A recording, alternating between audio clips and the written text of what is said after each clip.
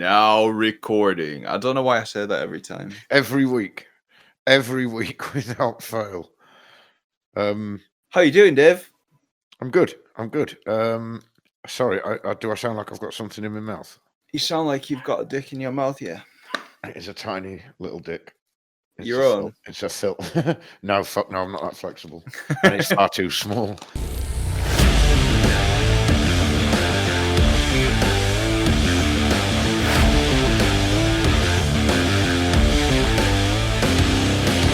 Welcome to Phil and Dave's... Oh, it was a filter, by the way. Welcome to Phil and Dave's Excellent Adventure, where we talk all things rock and metal, back with your weekly dose of bullshit and other ting. I am not Phil. The noise seminally, I'm not Dave! That was, if you were live on the download stage, that's how you'd introduce us. Like, In purely inwards. Talk? Yeah. Oh, man. It'd be great to see a band where they're so heavy that even in between songs, he has to remain that level of heavy, so he only talks to the crowd inwardly. Yeah, man. I'd like that. That's so that's what we're going to be talking about today is download. We're going to obviously, because it was just last weekend, so we're going to be looking back over how, what did I call it? Download TV, how that worked out, what we thought of it. Did we think anything was missing? Was it engaging? Things like that. But as always, starting with just the usual bullshit, I suppose. So Yeah. how have you been, man? What with, and stuff? I've been fine until today, man. Had last week off. But you got slashed on with rain, didn't you? Yeah, I was off work last week. This week, so right, the partner I work with is off for the next 2 weeks. So she's off this week, she's off next week. The lesbian lady. Yeah. And last week she went off sick on the Wednesday or the Thursday, I think. Not her fault, obviously, but consequently, there's been days when there's only been one person doing both of our walks, and people who aren't as familiar with the walks doing the walks. So ultimately, it means that come Monday, when I got in thinking, oh, it's Monday, it shouldn't be too bad, it was backed up to fuck. And I was just loads of shit that should have been delivered last week. Like, yeah, exactly. The guy I'm working with this week, he was working on his own on the Saturday, so he only did one side and the tracked packets from both. This is really interesting for everybody else, but yeah, this is Royal Mail thing. Essentially, he could only deliver half the mail, so it meant we have twice as much mail on one side, and we couldn't deliver the other side because we were dealing with that. So we were backed up again the next day. But luckily, people were finishing earlier because there wasn't too much mail on the Tuesday. So right, everyone kind of pulled together and helped us deliver one of the walks. So by Wednesday, it's my day off on Wednesday. So by the time we got to there, we were all set, and I came in today and everything was cool. It was nice. Was it like an American college football movie? Where what, like everyone comes around, everyone pulls together for the team, because the team are getting fucked. Yeah, for every week, and then like the whole town pulls together. And no, it wasn't like that. It's people get told to take some stuff out, and they take some stuff out, and that stuff was on our walk because we were the only ones with anything left. So people just doing what they're told. But it's always nice that people will do stuff, because sometimes, it's up for refusal. They can always say, no, I don't want to. I've got other stuff to do. And if they can justify it. That'd be cool. Like in any situation, like, oh, Phil, you've got a big load. There's a big load. You've got like a lot of shit to take out today. Could you just be like, nah? Well, yeah, ultimately I can. Like, if there's a lot of stuff to take and I don't think I'm going to finish within my time stops when my time stops. They can't force me to do overtime. And if I can't make my round in my time, then I can say I'm going to have to cut off and leave this. Shit, man. My job is... But I very, very rarely ever do that. My job is almost the opposite because I've got that fucking sleeper cab. They send me on the jobs that they know probably won't get fit in a day. Saw you coming. Like, there you go. You ain't going home today. Fuck you. Sleep in that shit box. Excellent. So Phil and Dave's excellent fucking shit box. Man, if I ever bought a shitty old truck like that, I'd totally try and apparel it up. Decals and ting. Phil and Dave's excellent shit box, it would say on the side. True that, man. So while you were walking in the pissing rain, because it was literally shit, all day, it's still doing it now. It has not fucking stopped. That's it. It went from miserable to fuck off to miserable. Yeah, man. And I've been over in the northwest today, and it's gonna fucking rain over there. It's the same everywhere. Like the sky didn't change anywhere. It was just one massive fucking Britain-shaped cloud over. Oh, it was just bullshit. Yeah. But apparently Saturday's gonna fucking rule. Well, that's all right. That's all right for us if we're gonna get together and touch each other's empty spaces. Well, we won't be able to because we have to be socially distant. That's what I'm saying. Empty spaces. Oh, I thought you were talking about my ass. No, I'm just going to come and fill a gap for you of roughly 2 meters squared. I only wish I could fill a 2 meters. No, actually, I don't. That's far too. That's too. Not big. 2 meters squared. What am I about? A radius of 2 meters. How big is too big when you're talking about a cock? It depends who's asking, isn't it? Like you personally, how big would be too big to go in my bum? No, for your cock that's attached to you. That's yours. Right. That's Okay. a part of it. I don't know. If it goes past my knee, I'd get a little worried. Because, fuck, that's insane. Past your knee. I've seen some big dicks, man. And that's... Yeah, did you ever see that Mandinga guy? Ooh! Wow, that was like he had another... It's like his brother was hanging off his waist. It was fucking insane, wasn't it? But, like, Jesus. I reckon... Because I'm only 5'9", which is fucking average, all right? That's literally... Look it up. That is average height for a male these days, an adult male. But it is pretty short, let's be honest. And at my height and my build, right? When they're saying average for a male, when they're saying average for a male, are they taking like everybody on the planet into account? Well, this is the thing. I don't know if it's like a white male or a British male or what, but I've heard it said in. There's a podcast I listen to that's Australian. And one of those guys mentioned it. That's the Weekly Planet. On the last podcast on the left, they've mentioned it because one of the three presenters on there, Marcus Parks, is 5'9", and he's mentioned it. And these are all white men, but obviously we're talking about across the world. And I know it's true in this country because I constantly get called short. Yeah. So I looked up what the average height was, and when I saw it was bang on, I was like, motherfucker. But at my height, with my build, if my dick was any bigger than about 8 or 9 inch, I think it'd look like a fucking monster. Look, don't get me wrong, I'm a good 6 inches away from that already. So I it's guess not like the best thing you could hope for on a porn set is an average sized penis on a really short dude. Yeah, because then he's not going to damage the fucking merchandise, is he? That's the thing, man, because they get pounded relentlessly. Fucking, I don't know how many shoots they do in a week, but you'd think they shoot more than one scene a week, these women. I guess, but they get paid, like, once they get up the top end, they get paid pretty highly. So they could, I guess, do a lot of work, but then they could similarly not do that much work.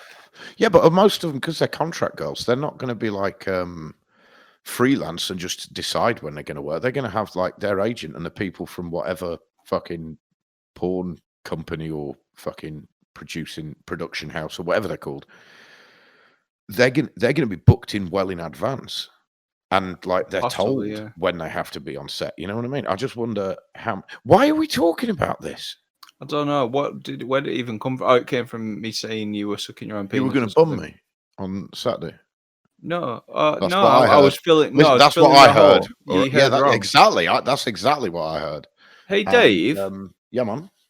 Is this tour coming to Britain? It doesn't look like it at the moment. Def Leppard, Motley Crue, Poison and Joan Jett? It won't be if it's Crew. I wouldn't have thought so. Where are you looking at? I'm on Loudwire. I'm on Blabbermouth. Motherfucker, there it is. 2021 dates. 4 hours ago too. This is a hot scoop. 4 hours ago. 4 hours. Although by the time this is actually released, what's the date today? Is it the 17th? 18th. Shit, I've been doing my paperwork wrong all fucking day. Sorry, no one will give a fuck. No one even reads it.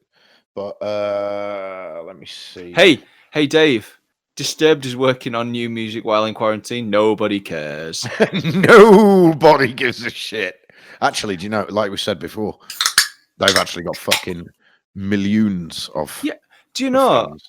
I was watching. It's all US, by the way. I've just looked through the dates on Loudwire, and it's. He was doing an interview on Download TV, and he came across as not a dickhead. It was just like, I think maybe since David Draymond. Yeah, I've seen him in interviews, and he usually, for me, he's come across as an asshole. Yeah, he comes across. Did you ever see on Loudwire when he's really pretentious? The Wikipedia fact or fiction thing on Loudwire. Did you ever see that? No. So they take like a notable rocker, and they go through their Wikipedia page with them, and they read out things that it says on the Wikipedia page, and the person will tell you whether that's true or not. They'll choose like the most outlandish shit. And David Draymond one, he comes across on that as a bit of a prick. I can't remember an example of why. But it's like one of those. Oh yeah, that's totally true. Yeah. You can believe that one. Well, yeah, to a degree, but it was more like the Phil Anselmo one. You could believe it when, like, so there's a story where you got arrested with 10 sailors after a barroom brawl, but then you got drunk with the police. You can believe it with him. To a police station, and you can believe it with him because he died twice. That's in my one point. night. You know what I mean? Because he took too much heroin. They say all this ridiculous stuff about Phil Anselmo, and his answer's just straight like, yeah, that happened, but it wasn't the way that it says. We were all involved. It wasn't just me. You know what I mean? And he talks in that really slow, but he's obviously because he has to think about it. Well, yeah, I think he has to think about everything he's saying though. Like he's not, because in his sharp head anymore. In his head, it's just static all the time. Yeah. It's just white noise. No, it's just constant, like really loud tinnitus. I imagine his head to just be like white noise and static all the time, and every now and then when he manages to tune his brain into an audible sound, it's just Yeah, man, for sure. So he tunes it down again, and it's like the static's easier to live with. But I'm not saying I'm coming round to be any kind of Disturbed fan. Fuck no. But I was just watching an interview with him, and he's locked down in Hawaii with his kid, and it just like being a dad. He's like he's like everybody else is at the moment who's got a kid. It's like because you've got your kids now all the time, the kids are super exhausting, as opposed to most of the time when they're just a bit exhausting. I heard someone say that. I can't remember who it was. It was some British celebrity. Like some fucking, I don't know, soap actress or fucking like daytime TV presenter bullshit. Some woman. I can't, like, I'm paraphrasing. I don't remember the exact quote, but she said something along the lines of, because a man had said something like that. Like, you know, obviously you love your kids, but you don't realize how tiring it is until you're with them all the time. And she made a comment about how, you know, oh, well, now he knows. So they're not tiring until you're a woman, is what you're saying. You know what I mean? I was going to women have to do. And I was like, at first, I was kind of annoyed because I was like, that seems some bullshit. You're a national actress or whatever. There's no way you spend all your time at home with your kids. But then I saw something about other people being annoyed about it. And all I could think was what a ridiculous thing to get annoyed about. She's kind of got a point. There's far more stay-at-home mums than there are stay-at-home dads. Yeah, man. And the idea of stay-at-home mums, people do think it's a breeze. And of course it's not. But if you think that's a breeze, I'm assuming that's because you either don't have kids or you genuinely have not, even if you do have kids, you haven't looked after them for prolonged periods of time. It can be. Don't get me wrong, man. I've got 3 kids, and I used to work nights and stuff. I used to work odd shifts, so I'd spend days at home with my kids for weeks at a time. And I can't say it ever bothered me. Maybe I'm lucky with my kids, or maybe I'm just a big kid myself. Or, well, if you think about it, if you bring your kids up to be the kids like people that you would like to hang around with, then it's probably not going to be that bad. But if you don't bring them up properly and you let them, there's all sorts of fucking kids in the world. There's like scholars to skip rats, but fucking hell, if you end up stuck in a house with a little tearaway who's just constantly going crazy. Yeah, because, I know. I mean, obviously there's conditions. I'm not saying there's not conditions and stuff like that. Like if your kid's got a genuine condition that makes him kind of hyperactive, ADHD. That's one thing. But if he's just a little shit, exactly. I mean, how old is Phil Anselmo's son? Did he mention? No, not Phil Anselmo. David Draymond. Oh, was it David Draymond you were talking about? Yeah, Phil Anselmo don't live in Hawaii. Delmo lives in a dumpster behind like a Kmart. Yeah, he's fine with it too. He's happy there. I feel like he probably still lives in Texas and he loves it. Yeah, man. That's a place he fits in, I imagine. But did Draymond mention how old his kids are? Because I think 5 or 6. I want to say you 5 see, or 6. That's an age where they do. It's constant attention. You know what I mean? It's not that you think. It's not that you feel like you have to give them constant attention, like you might do a 2-year-old or a 3-year-old, because they might hurt themselves, or you don't want them playing with shit that they shouldn't be playing with, whatever. With a 5-year-old. You can leave them alone to chill, but they don't want you to leave them alone. A 5-year-old will, I mean, obviously, like you said, they're all different. But in my experience of my 3, a 5 or 6-year-old is up in your shit all the fucking time. It's like, did you see that tweet that went around Facebook and stuff? This guy said, kids. Yes. Kids be sorry, like 6 or 7 because he was born in 2013. It looks like that's just getting out of that phase in my experience. But did you see that tweet where that dude posted? It went fucking worldwide. It was hilarious. He says, "Kids be like, look at me, and then they spin in a circle, wasting my fucking time." That made me chuckle, man, because it's true. Yeah, it's like, look at me, and then they don't know what they're going to show you anyway. Half the time, it's like, they just want your attention, and then it's like, I better think of something to do. I'm going to pick this thing up and throw it across the room. See? Did you see what I did? Fuck my life. I could think of specific examples when Ethan, like, he's nearly 10, and I can think of specific examples as little as 4 or 5 years ago when he would come from his bedroom, like when we lived in the bungalow, he would come from his bedroom into like the front room, or if I was in the kitchen or whatever, wherever I am in the house, he'd come looking for me specifically. He would search me out, he'd find me, and then he's like, "Daddy, look what I can do." No, it'd always be a question, like he's been looking for me for ages. "Daddy, do you want to see what I can do?" And of course, you never say no. So you're like, "Yeah, man, go ahead. What's it going to be?" Maybe you should start reviewing that. Maybe you should be like, "Hang on a second. Give me a taster and I'll see if I want to see the full thing." Yeah, that's how long are we talking? Is this like a 30-second thing? 5 minutes? He still does it now. If I'm outside, he goes on the trampoline and you just hear him shout, "Dad, Dad." And I turn around and goes, "Do you want to see me do something cool?" Like, yeah, man. Fucking trampoline, man. I'm not, honestly, no, I couldn't give a fuck. But unless he's going to do a fucking triple backflip into a pipe. This is the thing. Don't get me wrong, man. He has the time of his life on there, and I watch it and I'm like, yeah, man, that was pretty sweet. I couldn't do it. You know what I mean? It's kind of impressive. And his enthusiasm makes me want to watch. But at the same time, like if I'm in the middle of ripping a bunch of ivy off a wall, or I've just ripped my drive up and cleaned it, and now I'm relaying my drive, and it's every 10 minutes, "Dad, do you want to see something cool?" Sooner or later, there's a voice in my head that's saying, "Put him under the drive. Like, just make sure this doesn't happen again. He is wasting your fucking time." And you look, and he'll do this jump, and he will land on his back and then flip over onto his front and bounce off his chest and then back up onto his feet. And he's like, "Was that cool?" Yeah, man. It was all right. Good stuff. Sometimes I just kind of respond with, I'm not even looking. And he must know I'm not looking because my back's to him. Dad, did you see? Yeah, man, I saw it. That was cool.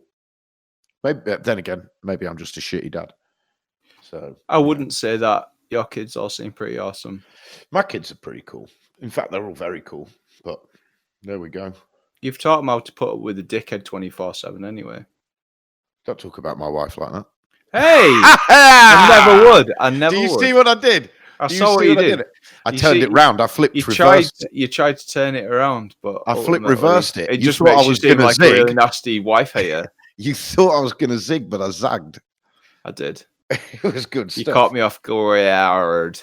So what else have we got in the headlines? Let's have a look. Ice-T reveals how he's changed since Body Count's cop killer. Seems that's just a way of hold on with everything that's going on in the world at the moment. Yeah, I don't know. There's a lot of what do you call them? Virtue signalers. Yeah, I mean, I don't think it can be avoided in a lot of ways at the moment. But well, it can't. But do you know every fucking company that I see on Facebook that's like, hey guys, remember Black Lives Matter? I'm like, how fucking cheap do you have to be to cash in on that kind of shit? All the podcasts I listen to, bar one, every one of them has, in a recent episode, had like a 20-minute diatribe about Black Lives Matter. Well, can we not do that then? I specifically want to avoid it because, frankly, look, don't get me wrong. Black lives do matter. Of course, I'm totally on board with the movement. I love that. Agreed. But here's my thing with it. I'm 100% on their side. Never going to not be on their side. I agree with them 100%. My issue is I don't think anything's going to change until the old white racists die out and the cool young non-racist generation come through and start fucking running things. You know, this is exactly what I was going to say, is that, quite frankly, I haven't checked our numbers in a while, so I don't know how many listeners we've got, whether it's gone up, whether it's gone down.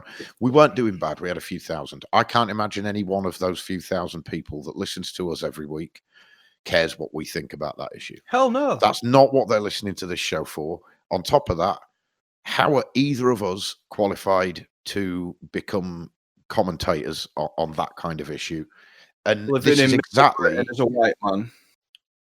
I mean, it'd be hypocritical of us to pretend we're 100% on board with it and we understand, because frankly, where we live, where we are, we've seen no evidence of these. I don't understand. That's the thing.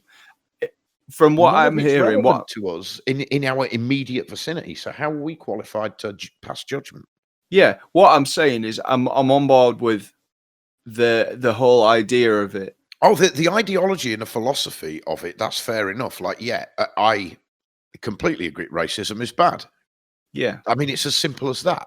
The police brutality is wrong, you know? But I won't lie, I've seen stuff from the other side. Not people defending racism, obviously. This is the problem. It's the whole issue is like, it's black and white, if you'll pardon the pun. It is one side or the other. It's not. There is a fucking huge middle ground where people are confused about what side they are on. And fundamentally, they are good people who agree racism is wrong.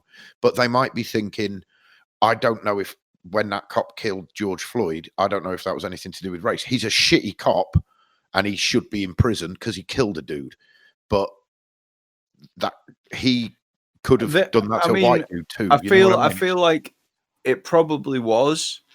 I agree. What I'm saying is, like, theoretically, where it's not as cut and dry as everyone has made it. I mean, apparently they had personal history as well, so I've heard. But this is it.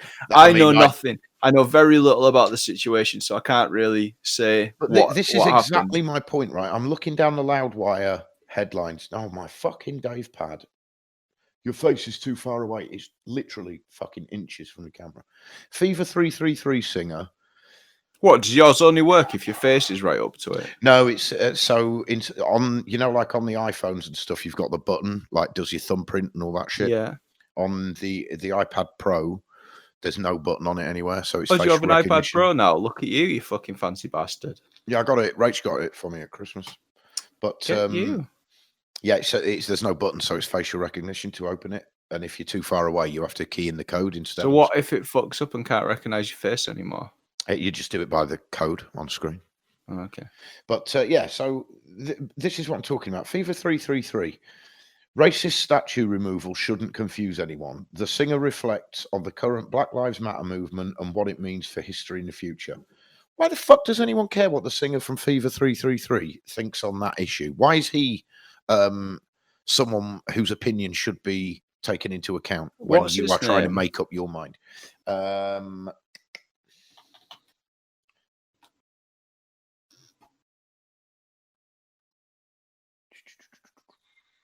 Jason Alan Butler, who, looking at his photo, appears to be a black dude. Yeah. Now, if people are now shouting at their speakers saying, well, of course he's qualified, he's a black guy. So I don't see how that makes him a commentator on it. He's a singer in a band. He's not a sociologist. He's not a racial historian. Tom Morello, I take his view on a lot of stuff because but you have he's to a political scientist. Very true, but you have to also take everything he says with the knowledge that he's very much on the left. Oh, he's a left winger. Yeah. Yeah. I mean, like, he's not going to give you a balanced account because no one will to a degree. No, but at least he has the knowledge to be able to argue his point. Yeah, he's educated enough that he can give examples of like, it's not just the George Floyd thing. This has happened for years. It's institutionalized across the country, across the world. I understand where you're coming from. I mean, we're now talking. We've been talking about it probably for 5 or 10 minutes now. And yeah, let's fuck this off. If I'm honest, nobody gives a fuck about what we say. Exactly. I just feel like we are not qualified, nor is anyone interested, even if we were. No one cares what we think, but they might be interested in what we think about. I just saw another headline. I'm trying to get back to it. Oh, fuck off. What's it do? There we go. Oh, fuck. Where is it? Oh, here we go. So, have you seen recently people they've been making artificial intelligence write songs or scripts? So they'll feed give it an idea. Yeah, so in this case, someone has taken a bot and shown it the lyrics to every Nirvana song. Okay. And then the bot has written a Nirvana song based on those lyrics. Yeah, presumably the program in how to write a sentence, things that make sense. There's gonna be some kind of grammar checking going on, right? Otherwise, the song's just going to be complete nonsense. Well, yes and no. I've heard a couple of others. There was a really good one. This dude did it. It might be the same guy, actually. I'm just looking at the story for the first time. I haven't read this before, but the song's called Smother. Right. Nice. Which I assume the bot named. If this is the same dude, he did it once before. It might not be the same guy, bearing in mind. He did a Nickelback one, and the bot made Nickelback lyrics, and he wrote a Nickelback, musically wrote a Nickelback song, applied these lyrics to it, and then recorded it doing his best Chad Kroeger impression. And honestly, it genuinely could be a Nickelback song when he's put it to music. Now, I haven't heard this. You can hear it on the Loudwire website, or it's through YouTube. It's Nirvana AI. Well, it's Nirvana.ai. It's called Smother. And the guy who made it is a YouTuber called Funk Turkey, whose real name is Kurt Connor. This is an example. Are you a ways away from your mic at the moment? I'm just turning my head to see the Dave pad. Okay. So here's an example of the lyrics. I learned to shoot his gun, truth covered in security, but I think I'm having fun. I'll wear this gazeless stare And but when that second line was literally ripped from another Nirvana song. Well, this is the thing. In the Nickelback one, there was something from Photograph in there. Look at this photograph actually appeared in that song because it takes into account, from what I understand, it takes into account structure, sentence structuring, the kinds of language used, and when it's putting that back together, it needs a foundation to work from. So now and then it will drop a real line in, and then it can structurally match it and things like that. I don't really understand how it works. This is what I heard when I heard about the Nickelback one. This friend you face to prove I could eat your heart-shaped box for food. I mean, it sounds like somebody doing a parody of Nirvana songs. Oh, completely. I mean, meanwhile, the chorus, sounding very similar to the About a Girl musical structure, comes out as, he said, I know you're right. Well, I know you're right is a Nirvana tune. Yeah. You never lost control in the pines where did you smother me? And in the Pines isn't a Nirvana song, it's a cover. No, but that's off Unplugged, isn't it? It's Where Did You Sleep Last Night? Lead Belly song. I think it is Lead Belly. Yeah, it's they call it Where Did You Sleep Last Night, but the Lead Belly one is called In the Pines because in fact it's no different at all. I don't know why the name's different. Mm-mm.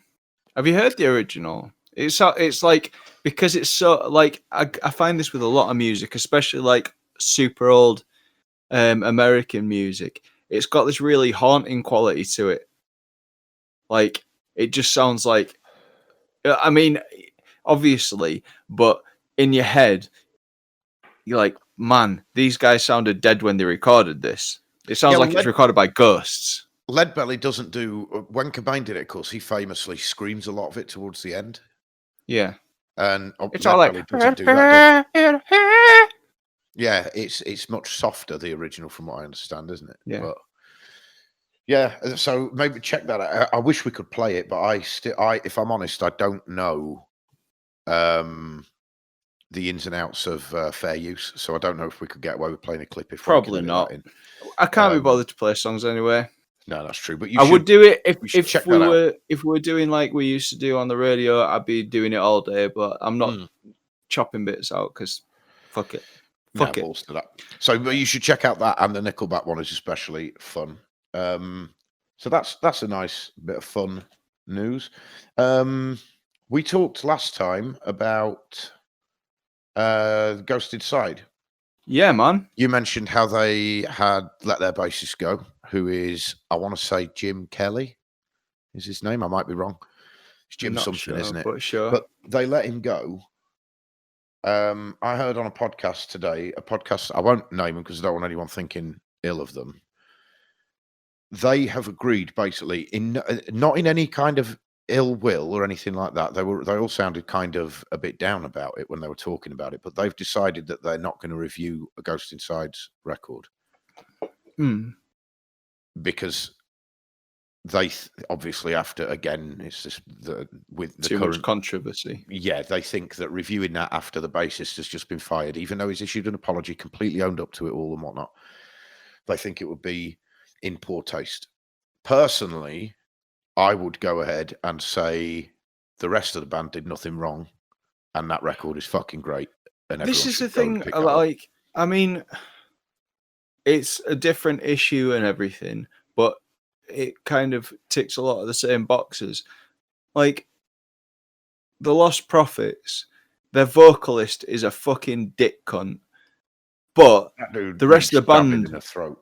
Exactly, but the rest of the band didn't, for all I know, didn't do anything wrong. Definitely not to do with that, but anything wrong as far as I know with anything else. There's no reason why, if he wasn't involved with them, there would be any kind of controversy surrounding the band. No, well, what's upsetting in that sense is that the rest of the band got back together with presumably a new singer, started themselves a new band. Yeah, but no one's never gone anywhere. Exactly. And it's sad because Ian Watkins wasn't the focus of that band anyway. No, musically, I wish they'd. Fuck all. What I wish is, I wish they'd go back to the first album, re-record it either with a different singer or completely different vocals altogether, and start from scratch doing that kind of stuff, because that was fun. Like, yeah, man, the Fake Sound of Progress was Fake Sound of Progress was a fun time. Yeah, man, it was cool. And you know what's? Can you imagine, imagine a situation where, say, I mean, first band that pops into my head is Zeppelin. So, like, if people found out back in the day of it, well, that's irrelevant because Zeppelin, actually, it's better with a band that split up, because I'm not casting aspersions on a band that are currently working. If people in the 70s had found out that Jimmy Page was a nonce and he was going about fucking kids, and he did time for it, and Zeppelin split up, you could understand that if Bonham, Jones, and Plant got back together with a new guitarist, they might not have the same success, because Jimmy Page was like chief songwriter. He kind of was Led Zeppelin. He was band leader. In the case of Ian Watkins, it shouldn't make any fucking difference. From what I understand, he didn't even write his own lyrics most of the time. It was the guitarist and the bassist that did all the writing. Exactly. So I don't understand how their new band hasn't gone anywhere. But I'm just as much to blame, because I don't even know what they're fucking called. It's not like I've ever looked them up and thought, yeah, I'm going to. I can't remember, honestly. I've listened to them, but it's like indie sounding, which I wasn't really into. They started sounding like that towards the end of Lost Prophets. That's it. The last few Prophets records weren't really my bag anyway, to be honest. So I guess maybe that's why it hasn't caught my ear. But the Ghost Inside thing, I don't want to go in, like I said, I don't want to go back into the Black Lives Matter thing or anything like that. I just wanted to say that their new record is self-titled, The Ghost Inside. And despite the fact that the now former bassist is on that record, and that means that some people are shying away from reviewing it or advertising it or whatever, I personally don't think the rest of the band should suffer. And just as a musical experience, it's fucking sick, man. So people should definitely look up. If you're not familiar with them, who would you compare them to? Ghost Inside. I don't. Fucking hell! I had to stop myself then. They kind of sound a bit like Immure to a degree, I guess. They don't have the things that make Immure doesn't that really come. While She Sleeps, they're very like While She Sleeps. They're like. It's funny you mentioned While She Sleeps. There's Lock and Key. They're kind of that, UK hardcore, modern UK hardcore. Yeah. I mean, are August Burns Red British? I don't think they are they? No, they're American. Or maybe Canadian, even. I don't know. I think American. I think Immure and August Burns Red are probably the only two that spring to mind when I hear Ghost Inside. But maybe not because musically they sound the same. There's just kind of an atmosphere that's similar. But yeah, man, they're cool as fuck, and you should definitely give them a listen. And I'm sure the bassist will be replaced, and I just hope it doesn't damage their work going forward. I hope, because they were really shit. Fuck me, man. So if for anyone who doesn't know, they had a bus crash. Was what, 2 years ago? Yeah. And the drummer lost a leg. They haven't replaced the drummer. He is still the fucking drummer. He's come back missing a leg. And imagine, we're talking about music that's like predominantly double kick work. Jack mentioned to us, didn't he, how it was done in a group chat. He mentioned what it is they're doing, whether he's triggering things or if he is still playing, but he's learned to play with a prosthetic leg or whatever the case may be. The dude's still the drummer. That new record is excellent. They've gone from strength to strength in the last few years, overcoming all these hurdles. They've hit another hurdle now, and I personally would hate to see them as a band suffer because people are down on one member of the band who is no longer even a member of the band. So yeah, if you're into that shit, you should definitely check them out. Hey, mate. Yeah? Can we talk about the Riot Fest lineup? Because I just looked again and I'm really hard. Yeah, for sure, man. Oh, in fact, save that for the main focus, because we're talking about festivals. Okay. We're talking about downloads, so that's looking nice. Tell me what you've been listening to. What have I been listening to? Today, I have been listening to Chris Isaac and Alice in Chains. Cool. Not old together. School. But shot. But yeah, I woke up this morning and Blue Hotel was in my head. Woke up this morning. Hotel was in my head. So put it on my Spotify. And then I thought I want to listen to Alice in Chains instead. Good comeback. I like it. Cheers, bro. But yeah, he's just got a sound, man, and I want to it just makes me think of every kind of spaghetti western ever. I love it. I love it. Yeah, there's a feel to it that's very individual. Yeah. What else have I been listening to this week? I have to look at my Spotify because I just let it go basically. I've been doing that a lot with like I said, I found on each band you can have like their radio at the bottom and it'll be bands that's like them. Mm-hmm. But this week I haven't been. I've been actively looking for specific things because I'll hear something somewhere and I'm like, shit, now I want to listen to that. Or I checked out a couple of new records. It's nice that I did it for fun rather than like for any reason, like for this show or anything like that. So yeah, I mean, carry on, man. I'll come on to mine when you're done.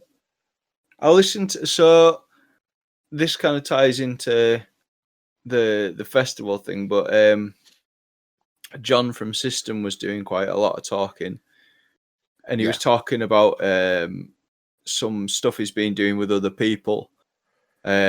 This covers album called the band I think is called These Grey Men. And I heard something about that somewhere on, I think it was the Guitar Souls, because I talked about him recently as a trumpet. Yeah, so they do it's basically an album of covers. They do like Road to Nowhere and Road to Nowhere, Starman, What I David Know. Bowie. Yeah. It's really everything is really different. That's the thing. It's not like they're just straight up covers. Everything's really different. Street Spirit has drums from the start. It's like, oh, I might check that out. What's the record called?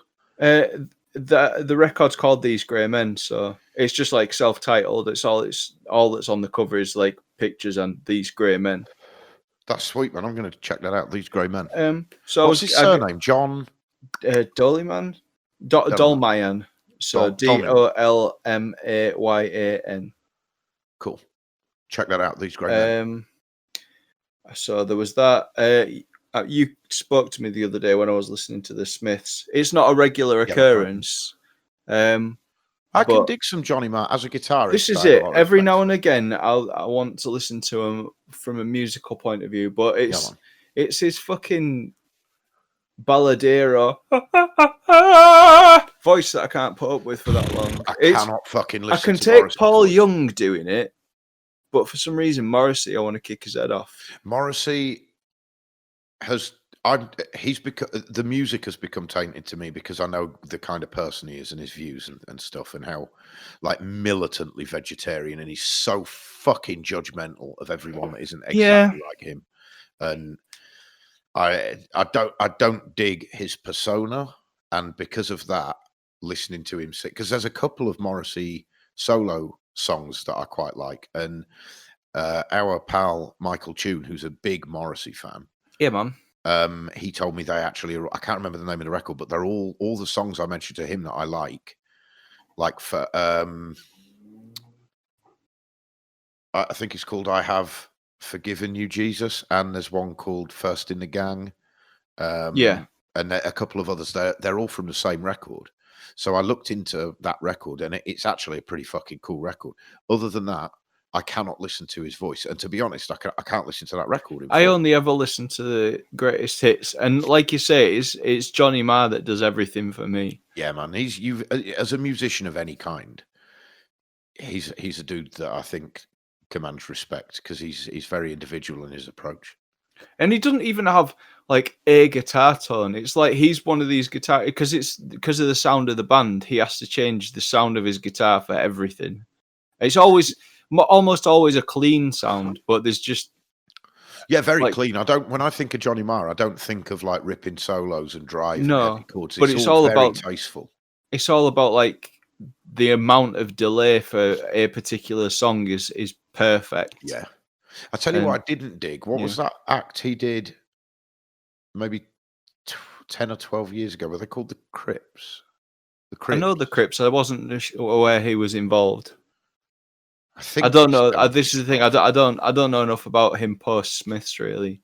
I wasn't a fan of that, but his solo stuff's pretty cool. But he's one of them dudes that you've got to look at his, like when you listen to his music, just think about what he's playing and how the music's structured and his approach, his phrasing, things like that. And like you say, the thought that's gone into the specific sound for that specific song. Yeah, he's a dude that plays for the music. There's no showboating. He's a very musical dude, and yeah, I can understand why you'd listen to the Smiths now. It's not my cup of tea, but I can understand why people like the Smiths. Yeah, man. So what have you been listening to, Fuckface? Oh man, so I've been listening. So the other day, the new. I say the other day. I think it was. It was within the last. Sometime in June. I'm sure it was this month. The new Bleed From Within record dropped. Mm. So I thought I'd check that out, and I've never been like. It's not like they've ever been my favorite, but they wouldn't appear in my top 10. You know what I mean? But they're a band I like. But that new record, it's called Fracture, is fucking insanely good. Yeah? Yeah, it's awesome. I'll check it out. Like, oh man, I'm not kidding. I couldn't turn it off. It's like I was turning up on jobs and thinking, can I just park around the corner so I can hear the end of this song? It's the breakdowns, the riffage, the way it's recorded, the drum sound. It's just fucking outstanding. I was genuinely fucking super impressed listening to that. But the drummer from Bleed From Within, whose name escapes me, he's also the drummer in Silosis. Okay. And listening to Bleed From Within, I already knew he was the same drummer, and I'm aware of Silosis, but again, they're not a band that I'm a massive fan of. But Spotify suggested Silosis afterwards, and I was like, oh, fucking hell. Of course, it's the same drummer. I'll check, because they've just put out a new record like 2 months ago as well. So I was like, oh, I'll check that out as well. And that's fucking awesome as well. So I've had a good couple of days listening to some cool new stuff. Yeah, man. I was keeping up with the times. That Bleed From Within record is honestly, I think, the best. Let me find out exactly when it came out. It just says 2020. So it's got to have been this month, because otherwise it would say, like the Trivium record specifically says April 24th or whatever. So if that just says 2020, I'm assuming that means because it's this month, they haven't put the month on. I listened to the new Behemoth EP, which is called The Forest. Now, the first 2 tracks are 2 different versions of the same song, which is a Cure cover called A Forest. And I have no frame of reference for that because I'm not familiar with the original. I do. And do you know, it's weird. So I was in a band ages ago. I think I either spoke about it with you or I spoke about it here, called Diatlas, like a million years ago. Yeah. I know the name. And so the drummer, I don't know what happened, like how we ended up with this particular drummer. He was a fair enough nice guy, but he didn't play double pedal, which was something that was kind of a killer. Right. I mean, it's not always. Drummers can often do enough with the rest of the kit to make it not matter that they only play a single pedal. Right. But he kept talking about The Cure, and he mentioned that song, so I am familiar with that song from him, like kind of hammering me with it. And then obviously, like later on, now that I'm a fucking 80s file, I'll be like, every now and again, I'll just be like, I'm just going to put The Cure on. And that comes on every now and again. Good song. So I am not, like, I know who The Cure are, obviously. Everyone fucking knows who The Cure and Robert Smith and whatnot. And I've heard Cure songs, obviously, but I don't know them enough that I could, like, if a Cure song came on the radio, I might be able to pick out that it's The Cure from the sound, but I wouldn't know what song it is or what era or what record or whatever. Yeah. So whether I've heard this song, A Forest, I don't know. Maybe I have heard the original, but I certainly don't have a frame of reference where, like, I know it to recall it from memory and compare it to their version. But if I'm honest, because I had no frame of reference, listening it kind to of has the original kind of sounds not vocally so much, but like music wise, it sounds quite a lot like Love Will Tear Us Apart. Oh, okay. So it's like floaty kind of 80s sounding. Because I mean, obviously this is Behemoth, and his delivery is going to be quite different and whatnot. Yeah. But if I'm honest, as I listened to that EP, I didn't know it was a cover. I listened to the EP, and then they talked about it on a podcast just by chance, and they mentioned it was a cover, and I was like, that answers the question, because why is there two versions of it? You know what I mean? I didn't understand. But what was really cool, there's only 4 songs on it. The first 2 are the covers, obviously both are Forest. Yeah. The third track is called, let me pull that up because it's got a huge, there we go. Shadows of Ear Cast Upon Golgoth. Right. And it's fucking brilliant. Okay. It's awesome. The last song is called Evo. And I mean, that's not bad. Behemoth, if I've seen Behemoth play, I think twice, and they never really, like, there's a big elaborate kind of the way the stage costume and the way they approach the theatrics of the show and things like that, that if I'm honest, I never really buy into. I just want to see people play. Yeah. Sometimes, like with Slipknot, you get into it, I suppose, to a degree, but with the I guess you'd call it black metal to a degree. It doesn't sound like black metal always with Behemoth, but they've got that look. And I don't really buy into that. And I remember in the past, I've heard a lot of their stuff, and it's neither here nor there. Like, yeah, it's good, but I've never understood why people talk about them being as good, you know, as they seem to be. Because it's always just been, well, yeah, I can take it or leave it. That tune, Shadows of Ear Cast Upon Golgoth, as soon as that song had finished, I put it on again. It was like, fuck me, that's good. Well, that's a glowing fucking report, isn't it? Well, from what I heard, like I say, they talked about it on That's Not Metal, but I'd already listened to it at this point, so it was just a coincidence because it popped up on Spotify. It was suggested, so I put it on, and they say so that obviously we're in 2020. Talking, I'll be back in a minute. Yeah, no worries, man. We're in 2020, and in 2000 and I want to say 2016, Behemoth released a record called The Satanist. Sorry, 2014, they released a record called The Satanist. Now, among all the metal websites, Loudwire, Blabbermouth, Metal Sucks, Banger TV, Metal Hammer, all these guys, That's Not Metal, they at the end of last year, a lot of them collated their own their own lists of the best records of the decade for different genres, and then overall the best metal release of the entire decade. And The Satanist by Behemoth was, I wouldn't say unanimously, but a lot of these different outlets said that The Satanist was the best metal release of the decade. Since then, they've released another record in 2018. It was called I Love You at Your Darkest. And when I listened to this EP, if I'm honest, I haven't listened to that record, I Loved You at Your Darkest. When I listened to this EP, it's personally, I'd never heard Behemoth do what they're doing on this. Not necessarily stylistically, it's just it was a world apart from my opinion of them in the past. Yeah. The Satanist, it got all these accolades and was voted by pretty much all these outlets as the best record of the decade at the end of last year. I listened to that a few times, and yeah, it's good, but I could never understand why it was getting accolades like that, the best record of the decade. I thought, nah, not for me.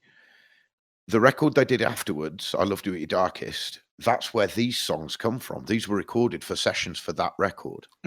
So here in I'm just going to call it Shadows, and the fourth one, Evo, I haven't as yet, but that makes me want to listen to I Loved You at Your Darkest, because it makes me think maybe, I'm one of those dudes who I always think I'm being a dickhead, because whatever band we talk about, I always tend to say I preferred the early stuff. Yeah. Behemoth, it's the other way around. Yeah. They did nothing for me for years, but if this is what they're putting out now, man, I've got to pay more attention because it was fucking. I was gripped, and I've just been so lucky this week because they weren't the only ones. Like I say, there was Bleed From Within, Silosis, Behemoth. I listened to, after That's Not Metal talked about it, Panic Machine by Gold Key, which is very, think Muse, but right. Heavier. I don't know if heavy is the right word. More raw. It's still very highly produced. Is Mark Bellamy doing solo stuff? Yeah, he put out a song called Tomorrow's World, which is, if I'm honest, I mean, it's nice to listen to, but I was fucking bored start to finish. It's what he's been doing while he's in lockdown, you see. Yeah. He's just been recording them at home from what I understand. So I listened to, after Bleed From Within, While She Sleeps was suggested. So I was listening to them. I haven't listened to them in fucking years, I'll be honest. I dug it.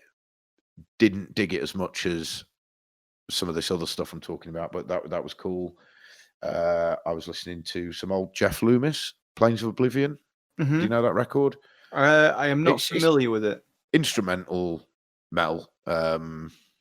It's all shreddy, widdly stuff, and then big bend. It's a hard sell for me. Yeah, it's not something I listen to often, but when I do, it's a choice for me if I'm listening to instrumental stuff. There's an instrumental playlist that I really like on Spotify, but that's more modern metal. Right. Instrumental Madness, I think it's called. If I want to just listen to some older stuff, it's always going to be Satch, Steve Vai, or Jeff Loomis for me. Steve Vai. 100%. Steve Vai's the one normally my go-to. Things like Gravity Storm and stuff. It's just fucking Sex and Religion, Fire Garden, Bad Horsey. I tell you what, he's my favorite. I much prefer Steve Vai to Satriani, but you can't deny Satriani's more tasteful. And Jeff Loomis kind of bridges that gap. He goes crazy with it, but when he wants to be tasteful, he can. They'll do it all in one song. Yeah. So I listened to that. I also listened to Bury Tomorrow. Good band. Well, that was because, as we're going to move on to the Download TV thing, they did an interview on Download TV. Yeah. And I'm not overly familiar with them. But the way they were talking and stuff about their approach to playing live and that kind of thing, I was like, oh, okay, so I'll have a listen. I quite dug that. I can't remember. I think the record I listened to was the one with Choke and Better Below on it. So yeah, it's very recent. So they're kind of a heavier, A Day to Remember kind of sound to them a lot of the time. Like a more metally, not metally, I don't know. Oh, so the record is actually called Better Below, and it's an EP. That's what I listened to. It's only 4 songs, so that's what I listened to by them. I quite liked them. I'll be honest, in my very brief experience of them, I think there are other bands that do what they do better. Yeah, if you're only listening to one album as well, there's potential for you having missed some of the better stuff. It's the newer EP, you say, like, so. Yeah, it's just listed as 2020. It's just 4 tracks. Yeah. But I think I made the mistake of, because I'm not particularly familiar with the band, I went on their Spotify, and the popular songs, like that are listed at the top, I just played the first track from there, and that led on to, I mean, it's changed order now. Must have had more listens, but oh no, it hasn't. Oh, okay, no. So I listened to Choke, Cannibal, and Better Below, and The Grey, which are from that EP.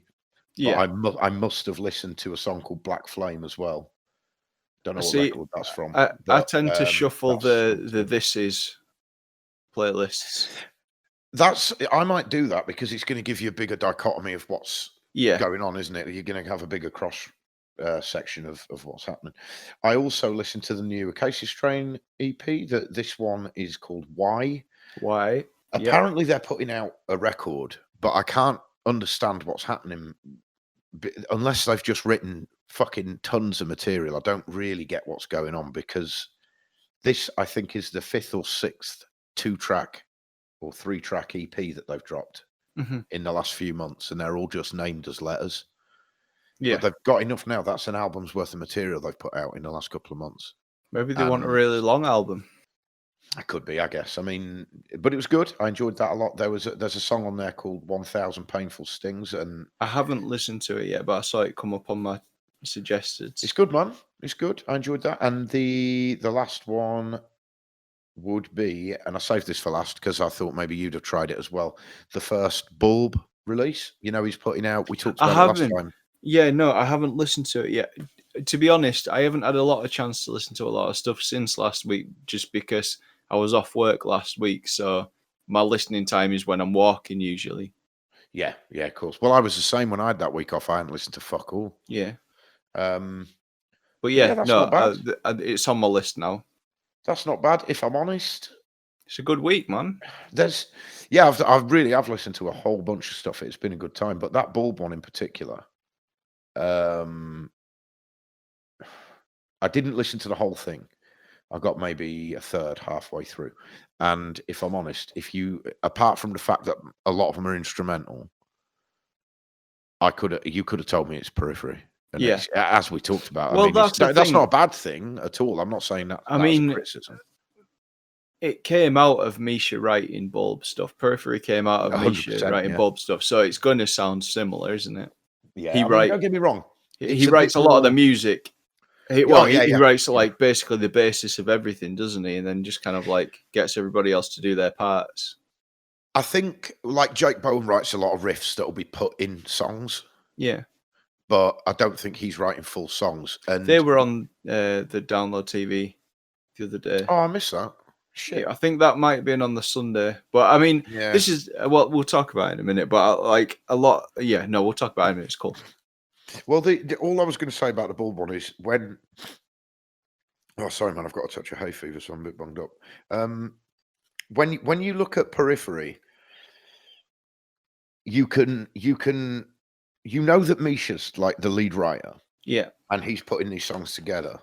But you know that Mark Holcomb is writing riffs.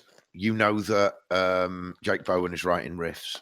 You know that Matt Halpern has an input in. He doesn't literally just play what he's told. He has an input in that. Yeah, Nolly does like all the production and stuff, doesn't he? Yeah, completely. This Bulb stuff, if anything, if you know Periphery, if you've listened to enough Periphery, this Bulb stuff, you'll know it's just Misha because it's like first album stuff. It just seems a lot more lighthearted. Right. Like there's a song on it called Fucking Fuck. There's a song on it called Beta, and then brackets April Fools. And it's one of the few that has vocals on it. And it's Misha himself singing it. And he's just singing an advert for the new Periphery record. You know what I mean? It's very light-hearted, and I've heard Bulb stuff before, but not loads, like very limited. And I remember that's what I liked about the Bulb stuff. It is as much as it was metal, it was very rarely like dark. You know what I mean? So that's what I've been listening to anyway. That's been my week, and I think it's been it's a good week, man. Worthwhile. So, but my recommendations: you should definitely check out the Bleed From Within record, Fracture, and the Behemoth. If you think that you might like Behemoth at all, just check out that one track from A Forest, Shadows of whatever the fuck that's called, Shadows of something cast upon something else. Check that out because it's fucking. I think Gorgoroth was involved or something. Yeah, something like Gorgotha or something like that. But check that one out. That track specifically, I would say. And the new Silosis record, I can't remember what it's called, but the new Silosis record is fucking cool as well. Very dark, that. I think it kind of appealed to me. I like the slow, dark stuff, whereas Bleed From Within is a lot more upbeat, but both equally heavy as fuck. And I had a good time, man. It's been a good week. Yeah. So, moving on, Phil. Dave. You're going to take the lead here because you're a huge Download fan. You have been to Download a number of times. I have. I think I worked out as this year would be my 15th year. Well, we were talking at the weekend because we got together to watch the Saturday night section. Yeah. And we were going to film a bunch of stuff for YouTube, but we just ended up getting shit-faced drunk and we forgot about it. Woo-woo. But man, good times. But we discussed then the possibility of a few of us going next year. And that would actually, I am ashamed to admit it to a degree, because think of myself as a pretty, out and out metalhead. It will be, if we go next year, it will be my first time. I've never really been a festival dude. So this is your show. If we do have a number of listeners, like maybe more than 10 listeners, we should just constantly bully Dave into starting to put it into the layaway scheme for fucking download. Just keep putting your fucking money away in, or pay for it monthly. I don't care, but I'm sick of Dave not coming to download. Essentially, is what I'm saying. I would love to go. Do you know, I even mentioned it to Rach after what you and Catherine were saying, and she wasn't down on the idea. She was like reasonably open to it. So I thought, well, that's cool. I'd feel bad going without her, and I don't know if she'd enjoy it. But when I explained to her, like what you'd said about how Catherine doesn't always want to go get involved, so like if they could hang back and we could go get involved, and it's just nice to. I mean, especially on a weekend when it's nice weather. It doesn't happen a lot nowadays, but if it's a weekend when it's nice weather, if you're just hanging out on the bank, drinking some beers, eating some fucking noodles, watching some bands, it's just nice. It's just nice. Well, I remember specifically you and Catherine told me on Saturday that the fact that she's not particularly into rock and metal, the fact that she wouldn't really know any of the bands other than maybe the headliners, wouldn't really matter because it's about the atmosphere. And it's nice, man. So, fingers crossed. That'd be cool. But anyway, so this year it was cancelled. Yeah. Because of fucking the Kung Flu pandemic that's apparently Wuhan has now had this massive flare up. So it's going to go on for Wuhan. It'll go on for like another fucking 8 months now as well. But because it was cancelled, Download decided the good times will soldier on, and they organised Download TV. Yeah. So Phil, over to you. Tell us about Download TV. Well, it was like... Did you hear my fart just then? No, I didn't. Oh, shit. I was too busy coughing. We're real professional. So it was like 3 days, and it was split into kind of like several platforms. So the daytime was all on Facebook and I think Twitter. Yeah, I saw something about Twitch, yeah.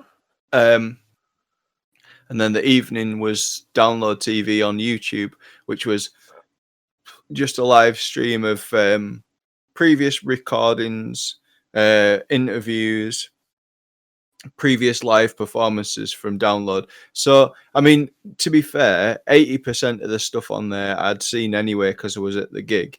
But it was nice to just kind of, I mean, especially Saturday when we were, I mean, the intention had the weather been better, or at least had the forecast been better, I was planning on putting it on the big screen in the back garden. Yeah, man. And having like a bit of a kind of like socially distanced festival of our own. But the BBC lied to us and told us that it was going to be shitty weather all weekend. Yeah, and then it turned out to be fucking 20 degrees. Fucking glorious, wasn't it? Son of a bitch. But yeah, it was nice, especially on the Saturday when you came round, because it was like, it felt like, I don't know, felt like we were experiencing something. And during the day, it was social. Watching it, being there, I imagine, is very social. Yeah, man. And you get to talk to randos all day. Oh yeah, man. But being you will be in fucking seventh heaven. What are you trying to say? I'm saying you talk a lot of shit. Fucking right. But yeah, like the daytime was like, it was nice to kind of, so like the first thing on the first day was that Doom yoga. Yeah. And it was just essentially yoga. It was just yoga. I mean, it's still the Facebook stuff. The videos are still on there. If you go into the Download Festival, and then if you go into videos, they're still on there. They're all I'm going to watch that. Yeah, you know, when I looked at the listings, and on Friday, I actually wasn't at work, but I for some reason, I can't remember why, during the day, I had a hard time finding 5 minutes to go on. So it was literally like 5 minutes here and there. But I missed the Doom yoga, and that was the bit that I was really intrigued about. I mean, it was essentially just yoga with droning in the background. It wasn't like super doomy. It wasn't like fucking, I don't know. It wasn't like Jesu or something like that. It was just there was a drone, constant kind of mellow drone in the background. I thought it was going to be yoga performed to Neuroses. That would have been mint. No, but I mean, it was just something. It was a nice, different kind of like mindful thing to have in the morning. Everything was pretty chilled out during the days, so that was happening. There was there was this Australian chef guy. I showed you him, didn't I? Yeah. He was funny. He was fucking awesome. What was it called? What was his name? Something what I think. No, I reckon. That's what I reckon. That's him. Yeah, man. You should check him out on YouTube. He was a fucking top guy.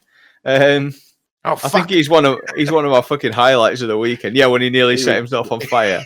Yeah, man. Yeah, it's like you get your tomatoes, you squeeze them out, and you fuck the seeds off. There's the seeds. You fuck them off. Yeah, man. Top guy. He poured. Was it vodka? He pours a load of vodka. Yeah. Into this wok. And he's going to fry it up, and he throws it in, and he even looks at the camera and says something like, "What does he say? Like, is that too much? This is going to fucking explode." And then he puts it on. He just goes, "Yeah, don't fucking do that." Fuck! And it replays it like 3 times because the flame is 4 feet high. It's when it keeps slowing things down and putting the death grown over the top. Summon the flames when he turns the oven on. Yeah, he puts his hand in front of the camera. Summon the flames. Yeah, put this charcoal out in it, this activated charcoal, because that's dark as fuck. How do you activate charcoal? Ring it up, be like, "Hey, I need to activate my charcoal." Top guy. But yeah, that was some fun shit, man. There was. Oh, do you know what? The first thing I watched before anything else, or the first thing that I properly watched, the first band that I watched, should I say? This would have been Friday night. Yeah, Friday morning. They had music. I didn't see. Yeah, during the day there was like little lockdown performances. Oh, I didn't see them. Shit, but like I say, they're all still on there, so you can check them all out. But Black Futures, I'd never really listened to them before. They're a 2-piece, or at least they were in a 2-piece they were playing, and it's kind of like. Oh, how to explain? It's like electronically infused rocky punk stuff, and it was good. It was. That makes me think Pitch Shifter. More mellow than Pitch Shifter, but definitely that kind of vibe. Yeah. Cool. But yeah, really enjoyed that.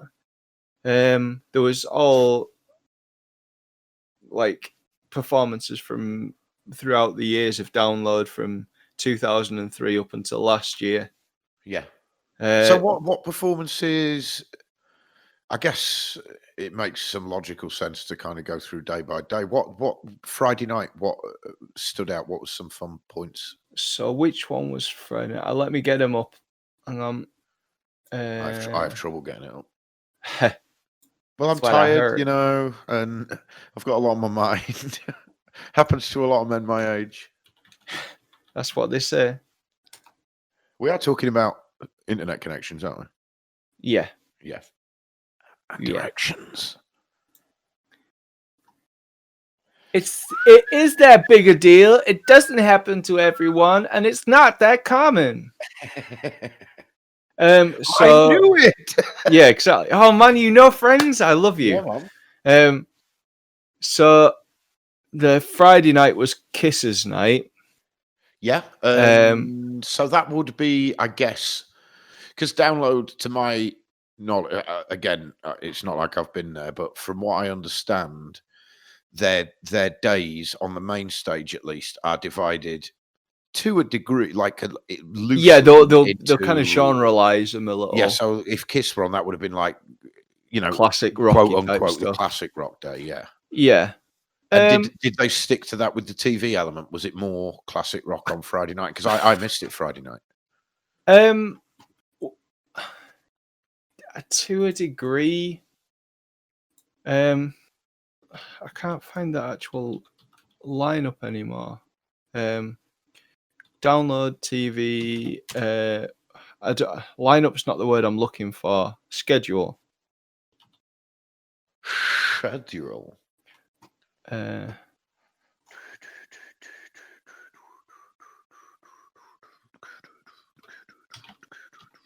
I've got Forest by System stuck in my head. It's a good song. Why not? Toxicity. It's my favourite track the System ever did. And I don't know why. I haven't heard it in fuck knows how long. It's been years since I've heard that song. And it's just so good. I think War's my favourite. That's from the first record, isn't it? Yeah. I like Soil from that record, the one where it goes into, I think it's a 7/8 beat. What's it go like? I can't get it in the top of my head. Oh, God. Off the top of my head, I can't think now because I've just got Forest spinning around with Swede. I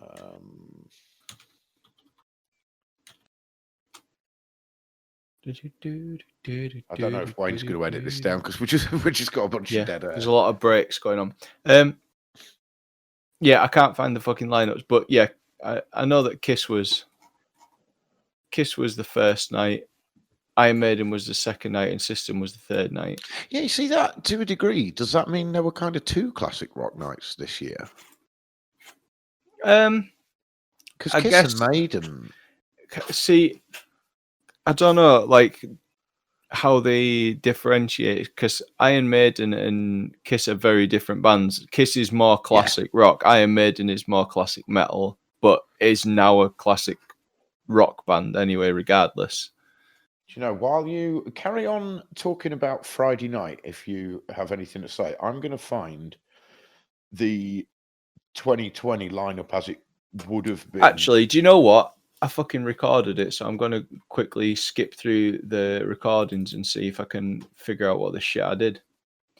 So Friday was the 12th, wasn't it? 2020. So Kiss. Okay, so Friday would have been Deftones night too. Yeah. Frank Carter and the Rattlesnakes, who I am a fan of. I quite like them. Black Veil Brides, The Offspring. Where are you seeing this? 2020 lineup. Not this is as it would have been. Right, okay. Not necessarily for Download TV, but on Friday night, this would have been the Friday night main stage lineup. Fucking iPads. When you do a Google image search on an iPad now, if you click on an image, instead of going full screen, it just fucking throws it up slightly bigger on the right-hand side, and there's no fucking zoom. Gay. I'm not sure if that's acceptable pros anymore. I'm not sure I give a fuck. Fair play. Right, okay, so what do we have here? Fuck's sake. So there must have been some Deftones on there because they were second only to Kiss in the lineup. So I'd imagine there would have been. Deftones were either on Saturday or Sunday. No, they were Friday. No, they weren't. They were on either TV, Saturday or Sunday. 100% they were Saturday or Sunday. I didn't see them, so yeah, no, they were Sunday. I'm sure they were like just before System. That should have been Korn on the original. Yeah, I don't know if it like relates at all. On Sunday, did you get any Volbeat? There was. Yeah. There was. Yeah, they were third billed on the Sunday on the main stage, and I cannot stress enough how fucking awful I think they are. Really? I thought they were all right. Do you know, it's his voice to me. Is he German? I think they're Swedish. I could be wrong. I think they're Swedish, but because when he's talking, you can tell he's obviously European. Yeah. And then when he's singing, he sounds like Elvis or something, or like he's got one of those kind of voices that everybody in America has, like Blackstone Cherry, and everybody does that voice. Yeah, but it's like we were saying about Matt Heafy last week. Yeah. Oh man, that operatic. So it's a performer's voice. Bands that stood out. I mean, for various reasons, Lacuna Coil. They stood out. They were pretty good. I don't even see them on the lineup. They must have been on a. I mean, they might have just been on. Like, it might have just been for the sake of. Of course, because there was some, like on the Saturday. One of my favourite things we saw on Saturday was Loathe. Yeah. And I don't think they're on the lineup this year. I feel like they either were on one of the lower definitely stages. Weren't. Yeah, they weren't main stage at least. I think they might have been on one of the lower stages because I feel like I commented on that to my friends because I say it quite a lot because it's kind of like a claim to fame these days. But we've played with them like 3 times. With them quite a lot, don't you? But so I don't know what this second stage. You've got the main stage, the second stage. Can you approach the mic, please, sir? Sorry, man. You've got the main stage, then the second stage, and then it's because this. Fuck it, you can't zoom on this fucking iPad. The stage that Funeral for a Friend were headlining on the Saturday is like the third stage, and it's the something stage sponsored by something, and it's the image is so fucking small on this iPad I can't read that. Right. But Loathe are like fifth on the bill on the Saturday on that stage, so they were on a small stage, quite low in the bill, but they still got a huge section of the TV spot.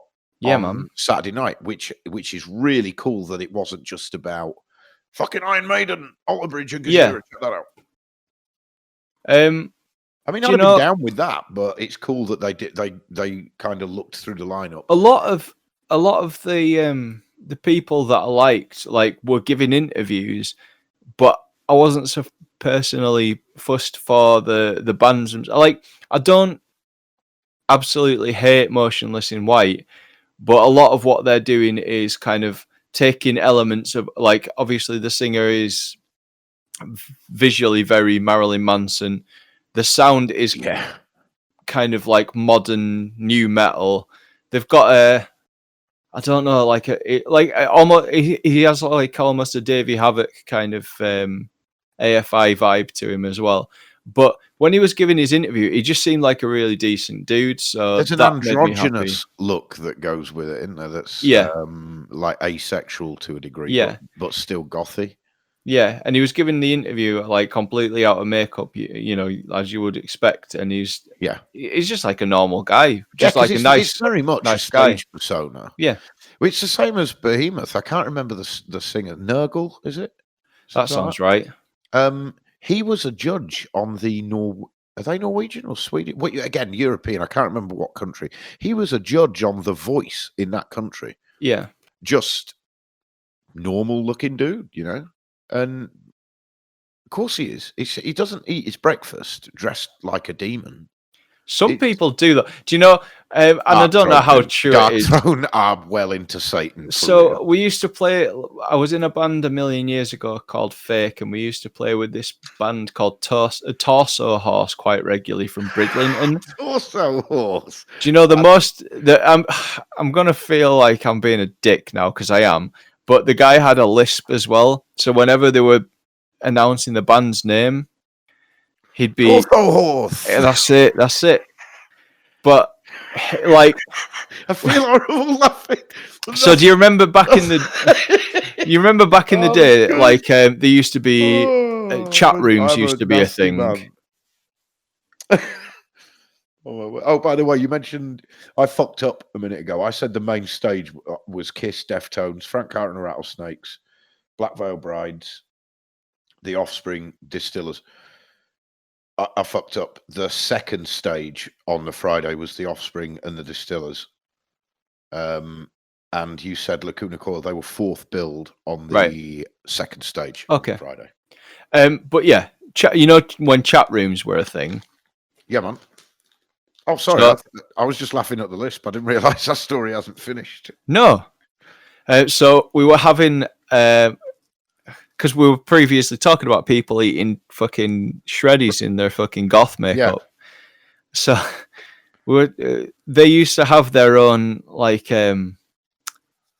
chat room, like dedicated, because bands used to have on their websites, like Slipknot had one that was quite infamous.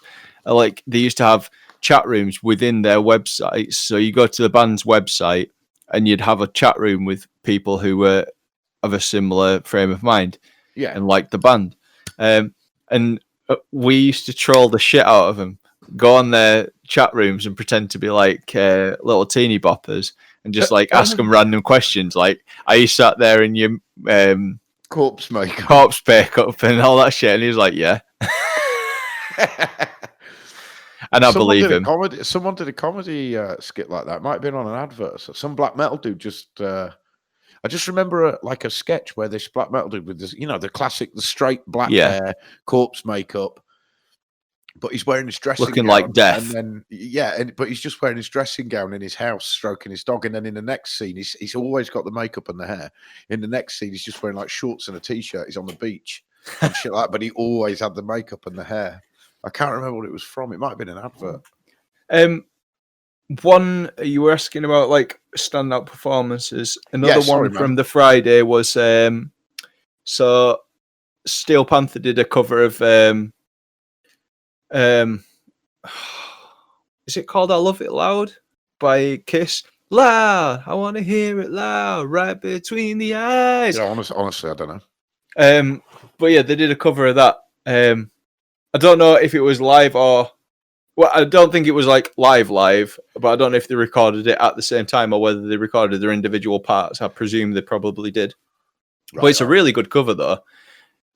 Nails it. I mean, they always do good covers. They always sound more or less exactly like they're supposed to. Like, I remember they did a cover of Crazy Train. A plate down, and he was asking me where to put it. They always did a cover of... they did a cover of Crazy Train for a tour or two. Yeah, and they did a really good impression of Ozzy Osbourne. He did he had all his mannerisms down like that and everything, doesn't he? Yeah. And I was Satchel, like, man, the thing is, Satchel can genuinely play all that stuff, so it sounds good. But they're having fun with it too. Yeah, man. I'd fucking love to see a Panther show. Oh man, they play Download regularly. They're really good. Steel Panther was fun. Did you see any Offspring on the Friday night? Was there any Offspring on? They were on one of the nights. I'm not sure if it was the Friday night. I don't think it was. I think that might have been the Sunday as well. There was a lot of good stuff on the Sunday, to be fair. Overall... The Biffy show, because I didn't see Biffy when they played. Biffy were great. Overall, because we should move on to the next day. Given that this is the first time it had happened... Oh, Frank Carter and Deftones, they were on the Sunday a bit as well. Yeah, they were on the lineup for Friday, but on the TV they were on the Sunday, weren't they? No, that's what I was just saying. They were on the Friday a bit. I'm not sure that I feel like they were on, unless maybe it could be that I'm just getting them all mashed up together because I did spend a lot of the weekend drunk. Not gonna lie, nothing wrong with that. But as your first experience of this kind of thing, Friday being the literal first experience as well, the first day. How did you like? Obviously, we watched Saturday and you paid attention like all weekend to all of it. But on Friday, what were your initial impressions of its organisation? How well thought out it was, its execution. How do you think it went? I mean, it was smooth. I feel like people, maybe it wasn't really well advertised exactly what was going to be happening, because the common theme in the thread of messages on the right-hand side of the screen is like, what the fuck is this? What am I watching? Why is there a fucking person doing yoga? Why am I watching a guy cooking shit?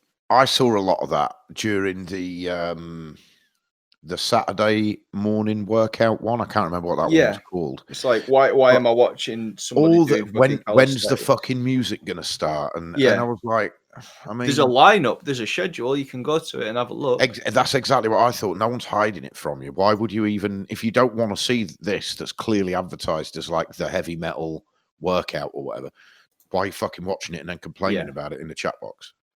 Because some people be dicks in it. So Saturday daytime, I actually did watch quite a bit. That's where I saw the Bury Tomorrow interview. Yeah. And I enjoyed that because, like I say, they're a band I'm not awfully familiar with, but they were talking about their experiences of Download. Their like favourite Download memories. And they were talking about how the first time they played, they were on one stage. Second time, they were very early on the main stage and things like that. And it was just nice to hear it from the other side, because like obviously I've never been, but you've told me about it a bunch of times. I've got a bunch of other friends that have been 100 times, and it was nice to hear it from a band point of view. Even more so from a band that are,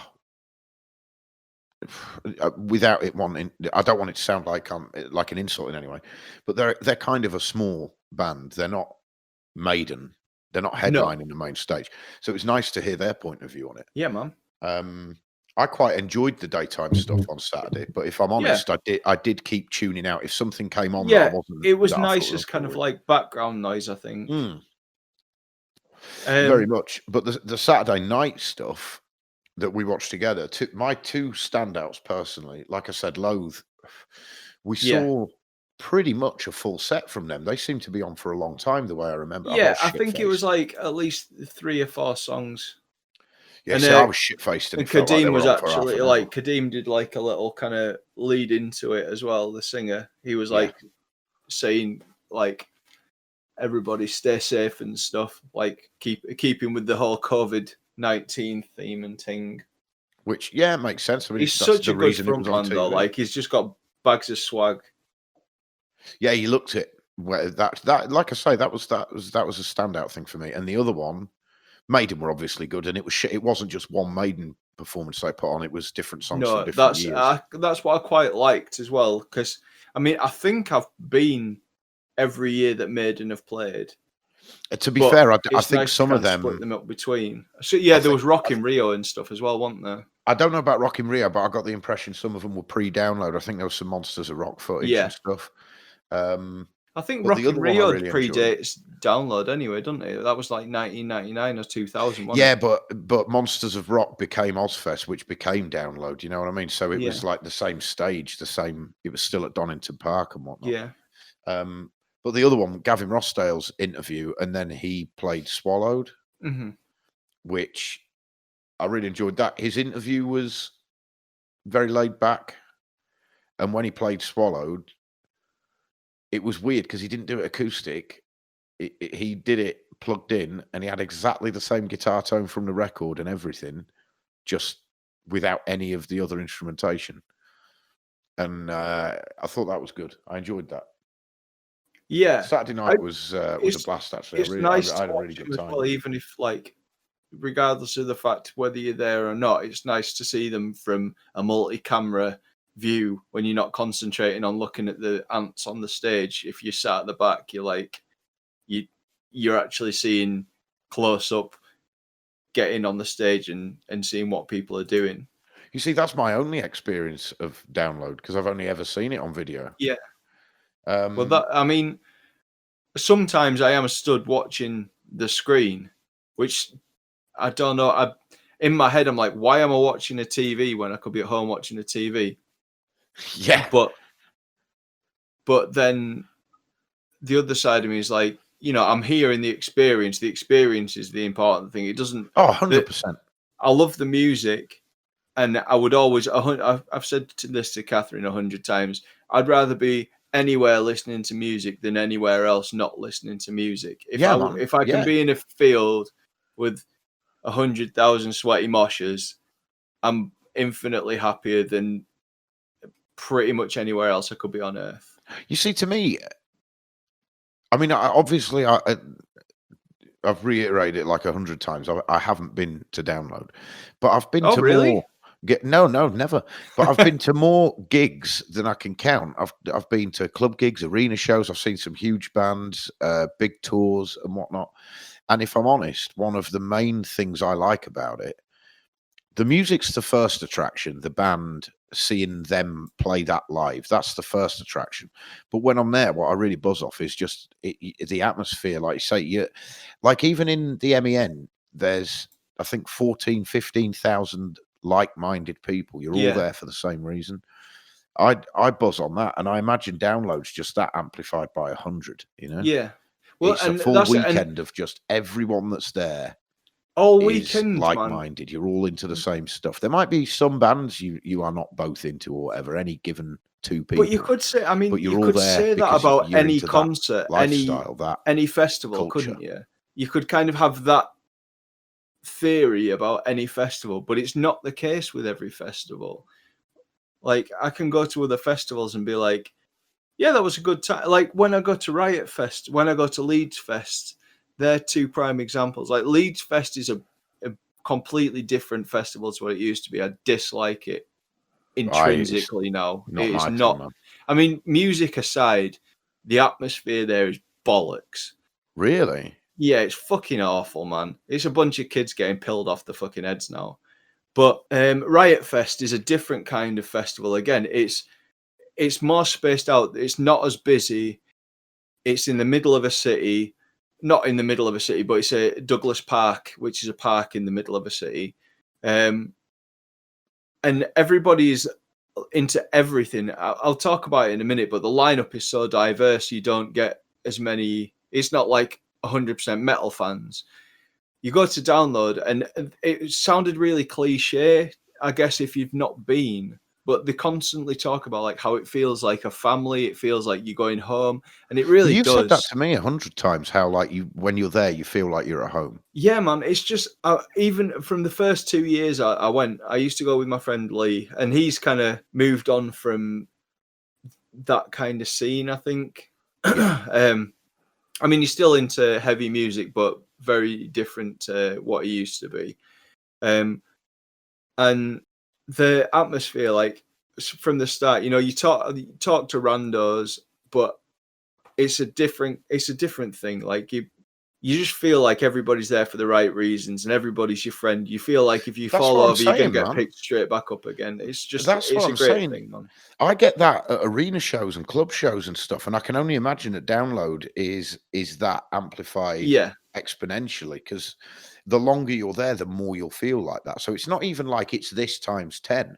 The longer you're there, the more that feeling will increase, I imagine. And that's me saying that without experience. Exactly. There's just no like you don't get any of those. In any other scene, I feel there's a lot of potential for a massive amount of dickheads. Like if like for fuck's sake, to speak about something very current, those fucking raves that happened where a lass got raped, 3 people got stabbed, and a guy died from a fucking overdose in a rave during fucking lockdown. What a fucking arsehole fest. Not to take away from the fact that people have died and been raped and stabbed, but what the fuck were you thinking? Exactly. I mean, who's having a good time at that if that shit's happening? Because surely you're on edge. Like, man, I've been to. I don't. No, I'm not going to use that example because it feels like I'm generalizing on a certain music, and I'm not. But I've been to gigs where I've felt on edge the whole time because I'm surrounded by people that I don't feel like I can trust. You know, I've never had anything stolen from me out of my pocket at a metal gig, but I have in other circumstances in life. People like you can go into a pub and get stuff stolen from you, but I feel like there's something about the metal community that just it's different, man. I have it's to a agree. Good place, man. It's a very inclusive culture and society. It's a very I can't think of the word offhand. It's a very like where no one is. It's the opposite of judgmental. I can't think what the word is. People aren't looking at you thinking, what shoes are you wearing? Oh, you listen to that band. Oh, you're too thin, too fat, too tall, too short. People are just there for the same reason. They just want to listen to good bands. The crazy thing is, from the outside, it actually looks very exclusive.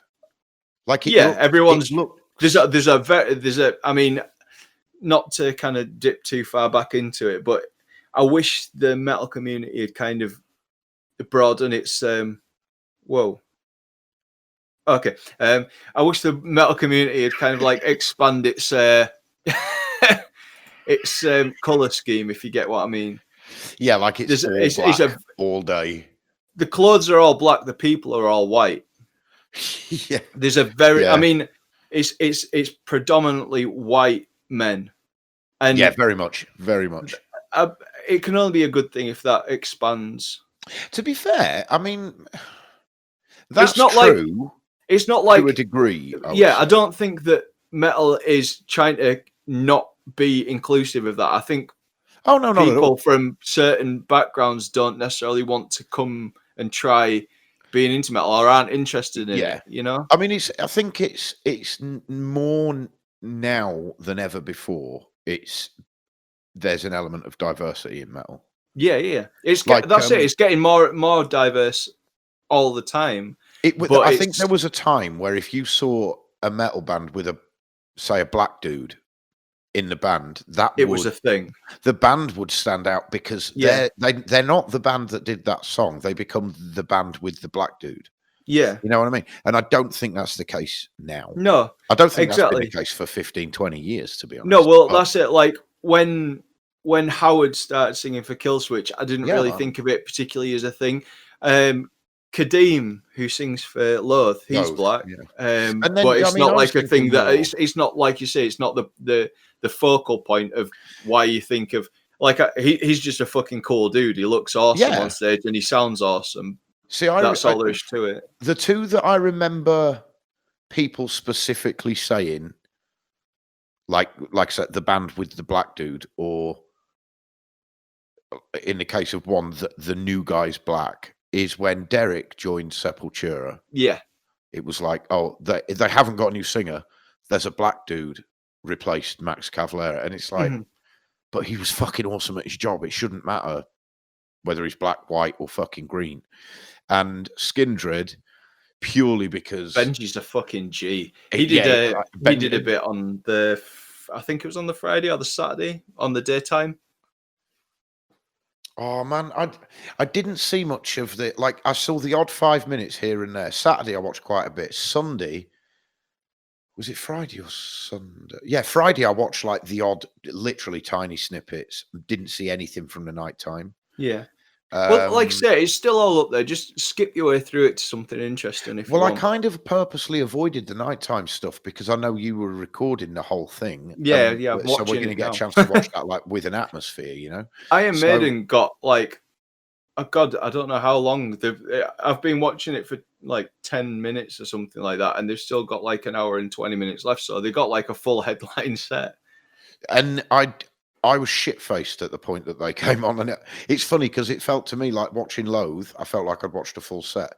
But Iron Maiden, I felt like that was a 15-minute snippet, no, they had plenty of time, man. Montage. But oh, no, hang on. I did leave it over recording for a while. So, yeah, they probably got 40 minutes still. So, I can go back and watch the daytime stuff, which I'll probably do. But I know Sunday, I literally didn't get a chance to watch any of it. But I kind of purposely avoided the nighttime stuff because I think if I was just sitting watching it on my iPad, if I'm honest, I think it takes away the grandiosity. Yeah, completely. Yeah. And I'd be doing it on my own. I can't get excited about it with anyone. I'd feel like a loser just sitting watching it on my iPad on my own, drinking. You know what I mean? So I avoided that on purpose because I knew you were recording it. And I think when we get a chance to get together and watch, if you said something about editing it into one. Yeah, I'm going to try and get it and then do a back garden thing like I was going to say. See, I'll go into it blind. So I'll genuinely, I'll enjoy the bits I enjoy. I'll ignore the bits I'll ignore. I just think I intentionally missed the nighttime. But now I know I can go back and watch the daytime. I think I'll definitely do that because the daytime stuff, to a degree, sounds like it was a bit more interesting, a bit more varied. Yeah, it was just the weird little things, I guess, because the evening was just interviews and music, which is fine. Yeah. It was still good, and it's what I was expecting from the rest of the day. But it's nice that there was some random shit on there, like I say, the yoga and the cooking and the workouts. When you edit the nighttime stuff together, are you gonna keep it to just performances, or are you gonna put some of the interviews and shit in as well? I'm not sure yet. I think we can talk about that. There'll be a few hours worth of material there, surely. Yeah, even from music, there's a few hours worth. Yeah, that'll be good, man. So I guess moving on to Sunday, more of the same during the day. Any standouts? What was the big thing Sunday? Sunday evening. Enjoy? All day. What? Anything about Sunday that's sticks in the mind? So what was there on And Sunday? after that, I guess finally, your thoughts on the whole thing. Obviously, you couldn't be there. Oh, there was the That's a Circus of bummer. Horrors thing. That was pretty fun. So they do like a Circus of Horrors on one of the stages. So it's just like it's kind of like a Rocky Horror rock show type thing with like a sword swallower and stuff like that. But that was pretty fun to watch. Cool. You had like the wall of death. Yeah, on the motorbikes. motorbike. Yeah. Yeah, they have a globe of death. So it's like I've seen that. Yeah, a cage where they're all just like rattling around inside. So that was pretty fun.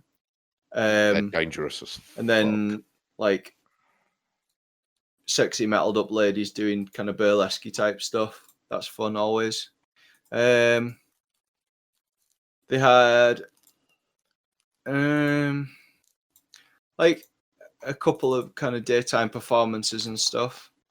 Milk Teeth actually kind of like featured throughout the weekend. So there was like the first day I think there was a drum like he was doing a drum through of one of their songs. I think the second day the guitarist did a playthrough or at least did a tutorial of how to play one of the songs. And then on the Sunday they were playing one of the songs live-ish. I'm not sure. No, it can't be live because the singer was playing bass, but not in the same Who was that? image. Sorry, Milk Teeth. They're kind of Milk Teeth. Yeah, punky hardcore type stuff. But yeah, that was good. I'll tell you what I did see that stood out that I didn't make. This was on was it Friday or Saturday? That Sophie guitar thing. Oh yeah. I see. That's it. That's one of the things that I missed during the day. I'm going to go back and re-record that. Oh man, she could play. She's shreddy as fuck, man. She like definitely had a motherfucker, and she was just going through like different bands that were playing over the whole weekend. She was just playing a snippet from like one or two songs by them, and it was just a big medley, instrumental medley, where she was fucking shredding the fuck out of it. She can play like a cunt. It was awesome. Well, that's it. Some of it wasn't even like some of it she was just playing like the vocal melody line, but then a lot of it she wasn't even playing anything that was part of the song. She was just playing like a solo in the key. Exactly. Yeah. Yeah, she put a lot of the hooks even into her solos, though. She would put a hook from the song into a solo, you know what I mean? Like when she played, she did the Trooper, and she did that whole but then she went super high and played it as a harmony and shredded like all over it, but you could still hear that hook was in there, you know what I mean? But she could play like a motherfucker. It was that was one of the standouts for me. Just as a brief 2-minute thing that I happened to stumble on, you know. That's always. I mean, that's the thing in the festival itself. Like, if you're not listening to anything else, if there's not a band on the main two stages that you want to see, and there's nothing particularly in the rest of the festival that you have a wander around, and you find new stuff all the time. Just like random little things. Like you might stumble into a tent and watch some wrestling, or you might stumble into another tent and there'll be like Tesseract might be doing an acoustic version or an instrumental version of the first EP or something random. That sounds pretty fucking cool. So what were your impressions like over the whole weekend? What did you take away? Good times? Yeah, it was nice. It was nice to have something to kind of fill the void. Yeah, and to kind of like bookend the whole kind of download thing with. I think it was a really they cancelled early on, like. Oh yeah, it's like February something like that, wasn't it? But I think it was a really smart move on their behalf to cancel, thinking even if we can go ahead at this point, there will still be restrictions in place that mean it's going to be such an organisation, like the logistics involved in keeping people distant, refunding half because you can only have half the attendees. Making sure that the bands are still even like happy to play under those circumstances. It would have been a fucking logistical nightmare. So I think they showed a lot of foresight, and it was a really good idea on behalf of the organisers to put something in place that meant we're cancelling, but download is about more than that weekend. being there in person. I think it was really cool that like you can't come to Download, so we'll bring Download to you. Yeah, man. I mean, the Sunday was possibly my favorite day. I'm not sure, but it felt like it was a longer thing. They started at 7 every day, apart from on the Sunday they started at 4:00. Oh, cool. Or 4:30 or something. And like the bands, I mean, there was baby metal is kind of like a bit of a gimmick, but it's so much fun. Like when you're there watching it, it's like you're watching it and you're starting thinking, what am I watching? I mean, they've been around long enough that people know the deal with them now, but you kind of start watching thinking, what am I watching? They're doing dance moves like kind of anime choreographed. Exactly. It's like anime movie dance moves or some shit. They when those three girls are on stage, do they have a band on, or is it a backing track? Yeah, they have a full band. Yeah, the guitarist or the bassist from them died recently. No the way. original. Yeah.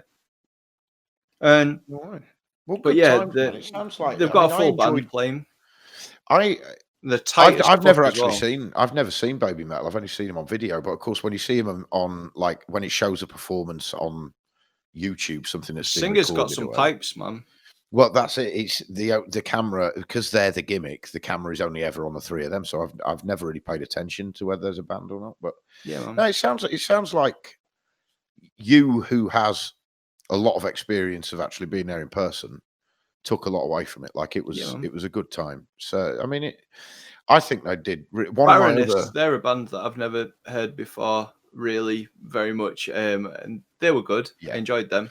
They've got a super shreddy girl guitarist as well. Yeah, it's not her though, is it? Because that Sophie Guitar, I think, is a YouTuber. I don't. No, it's different, entirely different guitarist. Yeah. It's she's called Gina. Her second name begins with a G, but I don't want to call her Gina G. Or Gina Gershon. Yeah, not her either. But one of the other, speaking of the women, I was actually really pleasantly surprised by the Pretty Reckless. Surprised in what way? If I'm honest, Gina I don't remember Gleason, seeing them. Gleason. If I'm honest, I don't remember. I don't think they were on the Saturday night, unless I was just too shit-faced by this point to see them. In fact, maybe they were on, because I remember the three of you, me and Catherine talked about them. So maybe we talked about them because they were on. I don't hate them, but I listened to them on Spotify, and I enjoyed it, is all, because I'd never really paid any attention to them before, and I thought, you know what?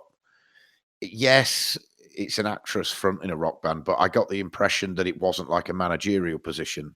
She's actually into that scene, you know. Yeah, no, I don't dispute that. My feelings towards them are tainted by it's the jailbait thing, isn't it? Yeah, it's definitely that's what the guys behind her were like. They would not be in a famous band had it not been for Taylor Momsen thinking, right, I need to be in a band because this is what I want to do.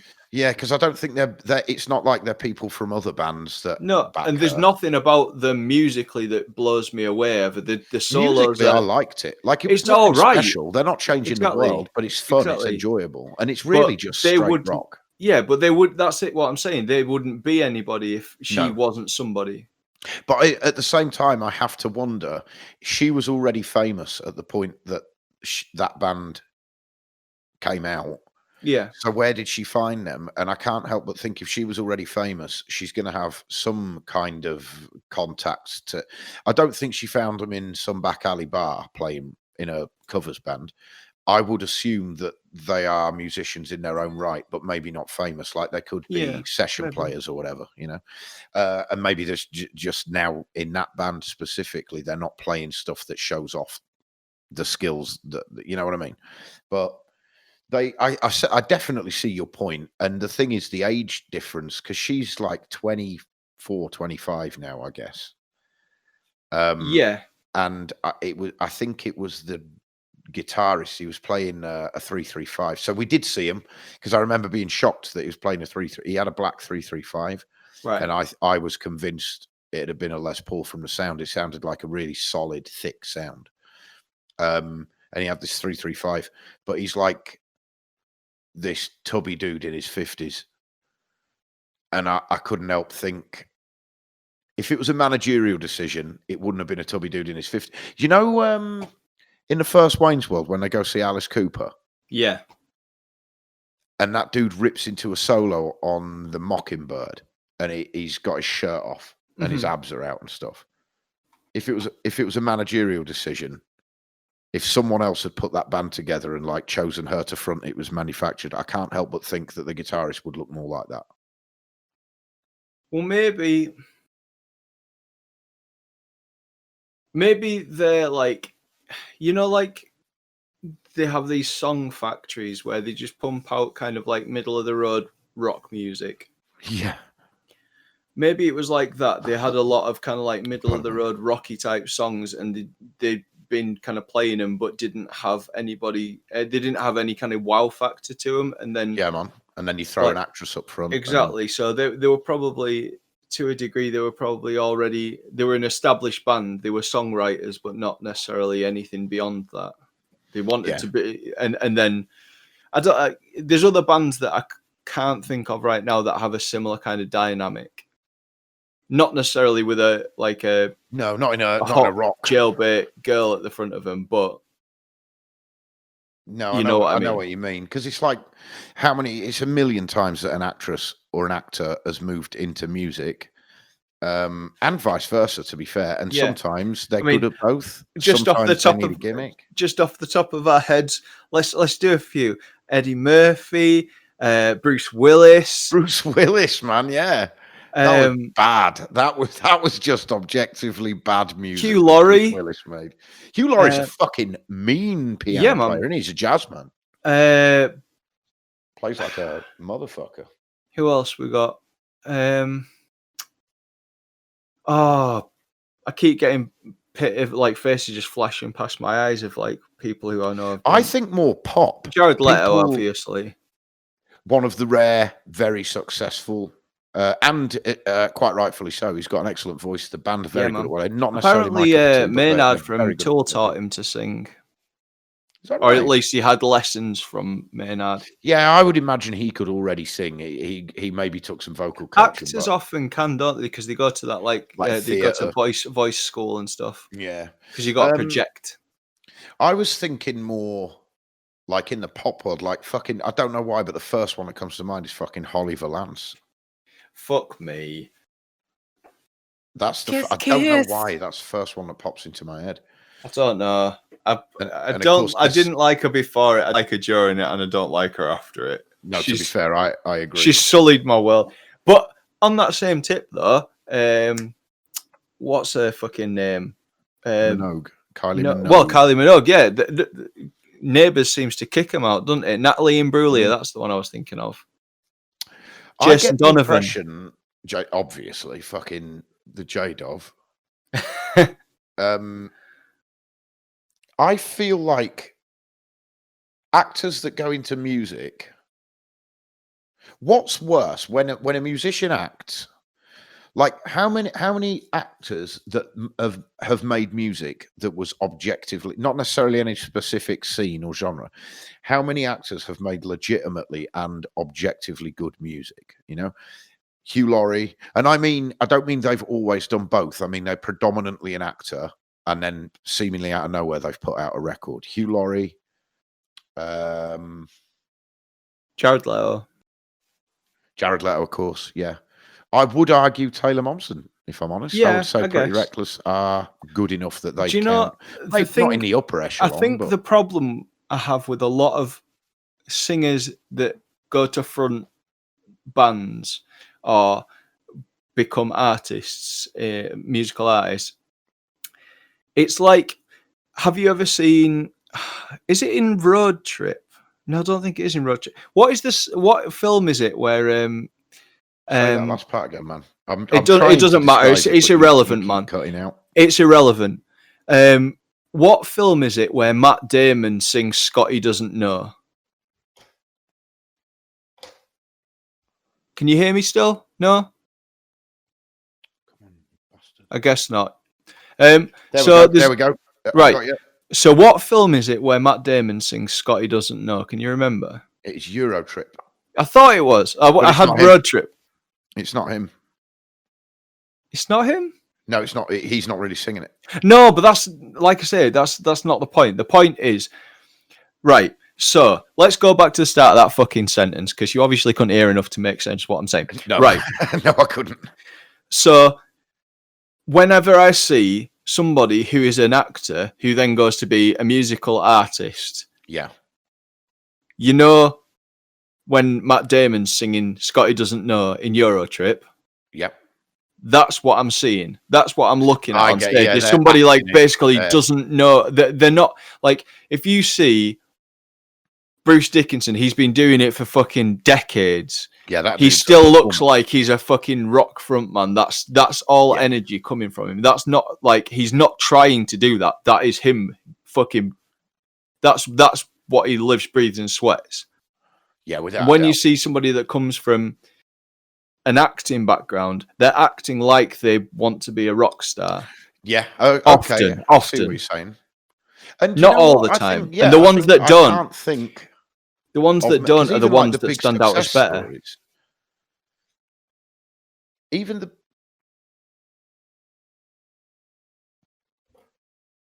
fucking sick of this. What are you sick of, Dave? This fucking thing keeps cutting out, and I don't know why. I don't know. Yeah, so even the big successful ones, like Jared Leto, you could argue is one of the more successful actors that's moved into music. Yeah. But even he comes across as super pretentious, like it's an act when he's singing. To a degree, not so much. I mean, he's one of the ones that kind of gets away with it for me. He does, because the music and his lyrical content is as pretentious as his attitude. Juliette Lewis, she's done okay. Juliette Lewis is actually, I would say, is one who I think comes across as very natural. Yeah, more so. Because she's a bit batshit crazy anyway. Yeah, man. Like, I think you'd have, if, oh, what's her fucking name? She's another J. Jane Cusack. Like, if she started a band, I'd probably believe them. Cusack. Yeah, sorry, Joan Cusack, because she's a bit fucking mental. And I think, yeah, maybe that's the thing. Like, rock singers, they sell it a lot better if they're a little bit crazy. Oh, fuck me. You know who the obvious one is that none of us mentioned? You just reminded me then when you said Joan Cusack, and he gets away with it in every Jack aspect. Black. Fucking Jack Black. Because yeah, man. When you see him on video in his own is the house, thing that led you to that High Fidelity? No, man, you said Joan Cusack. She's in School Rock. She's the principal. Oh, right. Shit, yeah, of course. No, do you know the thing that led me was I went from Joan Cusack to John Cusack. John Cusack. And then High Fidelity. No, it's like weird fucking Black, 6 degrees, man. the thing is, when you see Jack Black in a film, he is, you could argue like he's an over actor. Yeah. It's all about that caricature of a dude. Not always, though. He does act pretty, like, what was that film where he was the serial, or at least he killed his mum or something? Oh, it's just named after that dude. Yeah, but I mean, he was playing a real person in that. Playing a real person, exactly. And stuff, so he could like get his mannerisms down. But the thing is, when you see him do that, it's still very much Jack Black doing and it's still kind of funny. Exactly. I can't remember what it's called, but the film is his name, named after the dude. Yeah, name, yeah. And but he's like this caricature, and then you see him in the D, and he's obviously playing the role of JB from the D, which is obviously it's him, but it's a cartoon version of him. Mm-hmm. And this idea that they're slackers and all that. But then when you see him on like his YouTube channel, where it's like it's him on a tour bus or it's him with his kids, that's just what he's like. Exactly, he's just full of fucking life all the time. 100%. Like there is no let up with that dude. That's just what he is, and it happens to be that what he is a commodity. And I mean, more fucking power to. I'm a huge fan, but he's a guy that you definitely, even though he is 100% acting that character when he's on stage, you know that's still kind of not an act. That's it's pure, that's it. It's pure energy coming from the fact that he's fucking in love with what he's doing. He's not wanting anything back from the crowd that they don't want to give him. I'm guessing you've gone silent again, but what I was going to say was, Fuck. Do you... Fuck! Do you want to cut that part off now. What's going on? I'm sure Phil can hear me talking to you. I can hear you perfectly well. There we go. There we go. Right. What I was going to say was, do you want to cut that bit off now? Fuck it off. Stop talking about people who are rock stars and download festival. And can I just say about the Riot Fest? That's exactly what I was just going to say. Finally, I've got a couple of bits of housekeeping to do right at the end, but you mentioned Riot Fest earlier. Yeah. So they cancelled Riot Fest finally 2 days ago, which we've been expecting. Sorry, man. 2 seconds. Dude, if you're going down there, mate, well, you can get me a can of Carling if you want, but go in my little guitar room, Ethan. On the deck, on the shelf, there's a little blue box on top. There's a set of headphones in there. Can you bring them up for me, mate? Cheers, pal. It's nice to have a gopher. Yeah, man, I'm going to try the other cans. I'm not even going to edit that out. Yeah, no, I like that bit.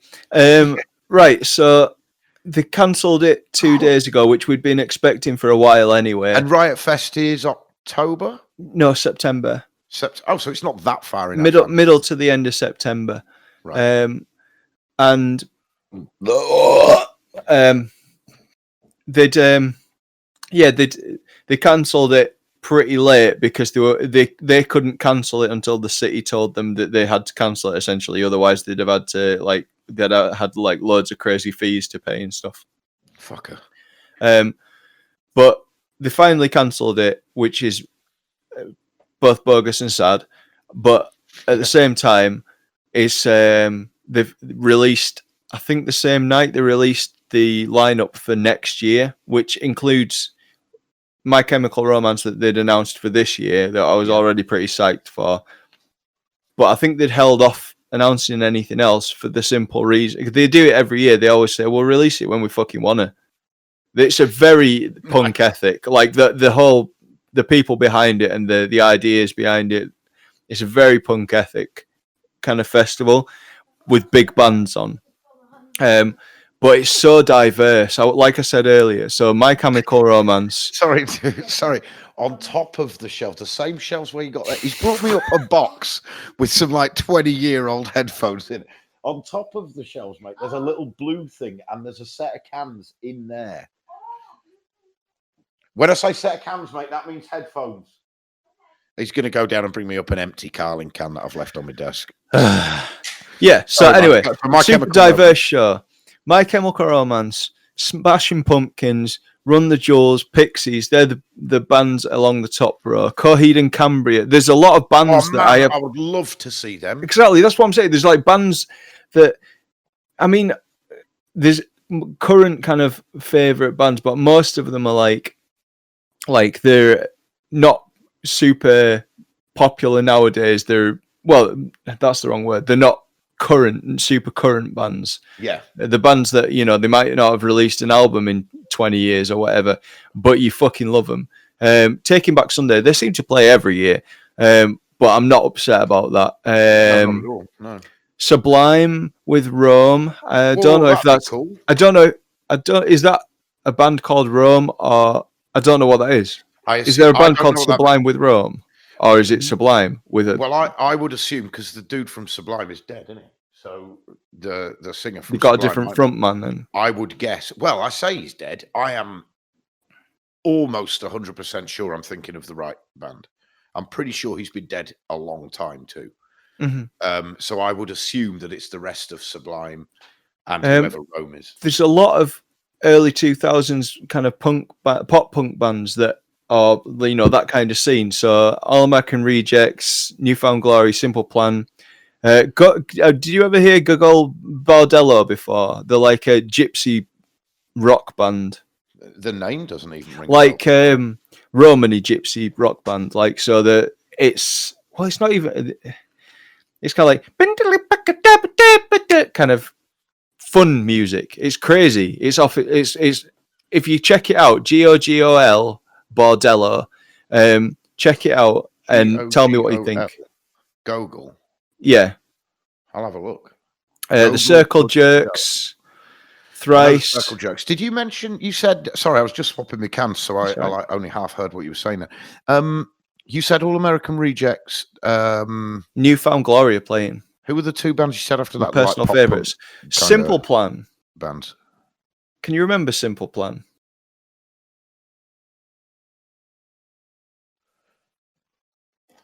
Hello? I guess those headphones aren't working either.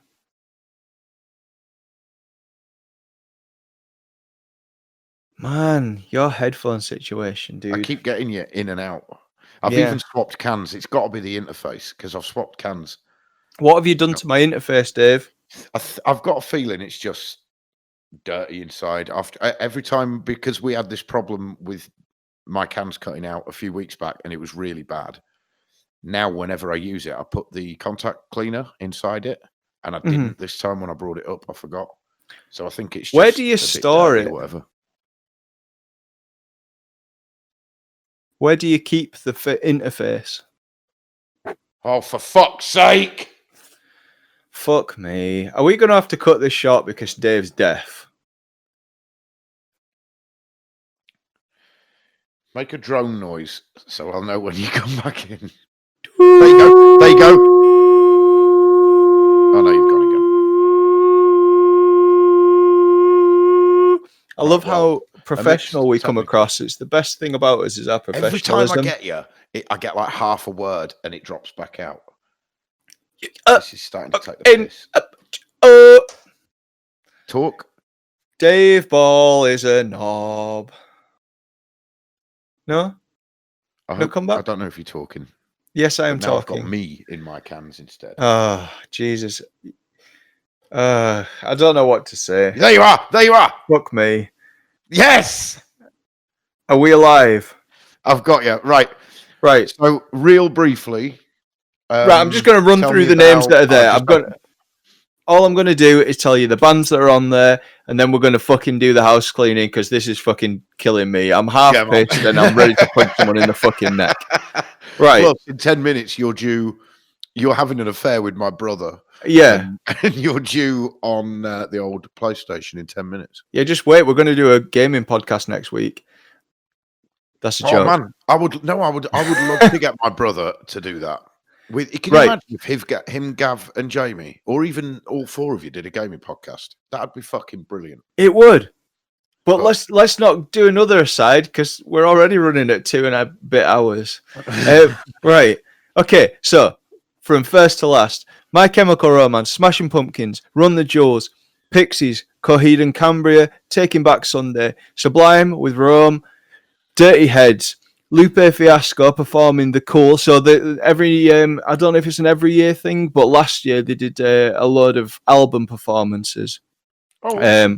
So like full album. Taking Back Sunday did 2 albums. Other bands did albums. I can't remember off the top of my head. But yeah, so that Vic Mensa, the All American Rejects, Newfound Glory, pretty much my favorite band on earth. Simple Plan, Gogol Bordello, Circle Jerks, Thrice, who are fucking awesome. Circa Survive, again awesome. K-Flay? I don't know K-Flay. I don't know that. Toots and the Maytals. They keep throwing these random bands in every now and again. Like last year was B-52s played, Village People played. Village People? You never told me that. I missed them. That's why we didn't get to the festival in time. Missed the fucking Village People. Kills me. Jawbox, Les Savvy Fav. Jawbox is good. Best Coast, Bayside. They're a fucking blast from the past. L7 are playing. Meg Myers. L7 will be cool. Pup, Mayday Parade. I can kind of take them or leave them, but I quite like them live. Who's that? Fever 333, who we talked about earlier. Mayday Parade. I don't know them. Living Colour are fucking playing, mate. Oh, man, that's fucking good. Yeah, man. Big 3D, I'm not aware of. Swimmers, I'm not aware of. It's spelled SWMRS. Beach Bunny, Alex 6. Thursday playing. Saves the Day are playing. Don Broco, British band, represent. Joywave, I don't know. Hepcat, I think I've seen them before, but I'm not 100%. That name rings a bell, but don't think I know the band. I think I'm thinking of some. Oh no, I'm thinking of Fishbone. Bad Cat Amps. Fishbone are playing. Fucked Up. I think they're Canadian, but they're fucking awesome. There's no U in it. If they're the ones I'm thinking of, it's like F. No, there's no. It's spelled as it's said. Oh no, I don't know. But I saw them. Whoa, who were they supporting? Maybe Cancer Bats. And that it's just like a fat, hairy, sweaty dude with his shirt off, just running about the crowd singing punk songs. It's awesome. That sounds pretty fucking cool. Boston Manor, you're not a super fan of them, but I listened to him on the TV the other day. I quite enjoyed it. It's not that I dislike it; it just doesn't do anything. Just it doesn't ding your bell. Exciting at all, man. The Sounds, White Lung, Kenny Hoopla, Beach Goons, Meet Me at the Altar, Radkey. Fuck me, that is a lineup. How many days is it? It's 4 days this year, but you only get the fourth. So you get 3 days, and there's still two waves of bands to release as well. This isn't even all the bands. Shit the bed. But so normally it's a 3-day festival. It would normally be the 17th, 18th, or 19th. But because we're keeping our tickets from this year and hanging over to the next year, there's just an extra first day, which it'll be for you guys that have tickets. Just for people who have tickets already or who buy the tickets in the next month, I think it is. Right. So it'll be a less busy day, which is already instantly appealing to me because I'm a social outcast. But I'm a fucking pariah, essentially. Dude, my favorite quote that you have ever said, you just said it one time randomly, and it will never leave my mind. You said the thought of someone hugging you, like other than your wife or your family, the thought of someone hugging you makes you want to peel your skin off. Too fucking right. As you were saying it, I knew what you were going to say, and I knew word for word what I was going to say, even though I think I've only said it once in my life. It is essentially how I feel about life. That's such a good quote. But it's going to be a hell of a time. And Chicago Town Pizza, man. Not talking about the fucking little things that you get in the supermarket. No, I'm talking about going to fucking proper restaurants and getting an 1.5 inch deep dish pizza that's just full of fucking sauce and cheese. Oh my God. Sounds good. Labriola's is like the best pizza I've ever had in my life. They do a similar thing in London, and they kind of tout themselves as being the first London place that does proper Chicago Town pizza, and they do a pretty good job. It's really tasty. It ain't the same. It ain't exactly the same as Labriola's. Labriola's is the best thing I've ever put in my mouth. Second best thing I've ever put in my mouth. It's better than your dick. Don't look as good. It doesn't, and it's not as cheesy. Hey, right. So I guess make me gag either. We just didn't put enough in then. We should do the housekeeping. So we ask people to get in touch all the time. I'll give all the contacts shortly. The main place that you can get in touch is Facebook, and we have actually had people in touch. We posted something. Fuck off. Yeah, man. We posted something this week in the spirit of download, a dream download lineup. So we wanted people to choose 9 bands. So you had the 3 headliners for each day, and then you could choose 1 wild card for any stage. And I won't lie, right? We had not many, but we did have a few people get in touch, and none of them specified like a wild card, and none of them kind of tried to divide. People are rubbish at replying to messages. No one divided it. I was hoping people would be like, well, Classic Rock Day, I'd have these 3, and Metal Day, I'd have the. But instead, my dad actually got in touch. He cannot use Facebook for shit. And he was the first one to comment. He says, this is literally what he says. Here goes in no particular order. And then the comment stops. And then he backs it up with, I should have included Whitesnake. I was going to say, that's the one that I saw. Was like, I should have included Whitesnake. And your reply was like, Dad, you didn't even say any bands. You didn't include any bands. And he then went on to say something went wrong. And every time he tries to type the bands, it just posts a message. And I'm like, old people, man. But he did eventually do it. And he said Zeppelin, Skynyrd, Santana, 10 years after, and I think he's basing that purely on I think it's from Woodstock, 10 years after, and Alvin Lee did this show in their section of Woodstock is massively famous video. Even if you don't know it's them, I'm sure you've seen it. Gary Moore, Stevie Ray Vaughan, AC/DC, Wishbone Ash, Caravan, and then he included Whitesnake, says, oops, that's 10, and then still put a wild card on, Vinegar Joe. And then further down, he does even more, says David Bowie, yes, Dr. Feelgood, Uriah Heep, and Glenn Miller. And I'm like... Did he mention Crash Test Dummies? He didn't, which I was very surprised about. But I even said to him, none of these are really download choices, but that'd be a lineup I'd go and watch. Everybody's favourite long-haired layabout, I can't think of another way to describe him, Mr. Graham Classen, friend of the show, said Iron Maiden, Motorhead, Ozzy with Zach and Randy. Fuck, that'd be cool. Pantera, Ailstorm, Tenacious D, Rammstein, In Flames, and Wild Stallions. Yeah, man. I thought Wild Stallions was a good call. Are they the wild card? We did have a couple of others, but they were the ones that stood out.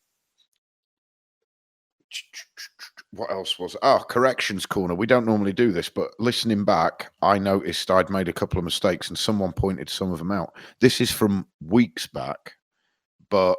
it shows that there's at least one person listening to you, and he's a fucking dick then. He only listens to... You nitpicking son of a bitch. A few weeks back, we talked about Malevolence, and I mentioned their new EP, and I said it was called Out of Time. It's called The Other Side. Okay. And I also, just in the last podcast, we talked about Deftones, and I said the guitarist, I called him Steph Carter. And it's Carpenter. Steph Carpenter.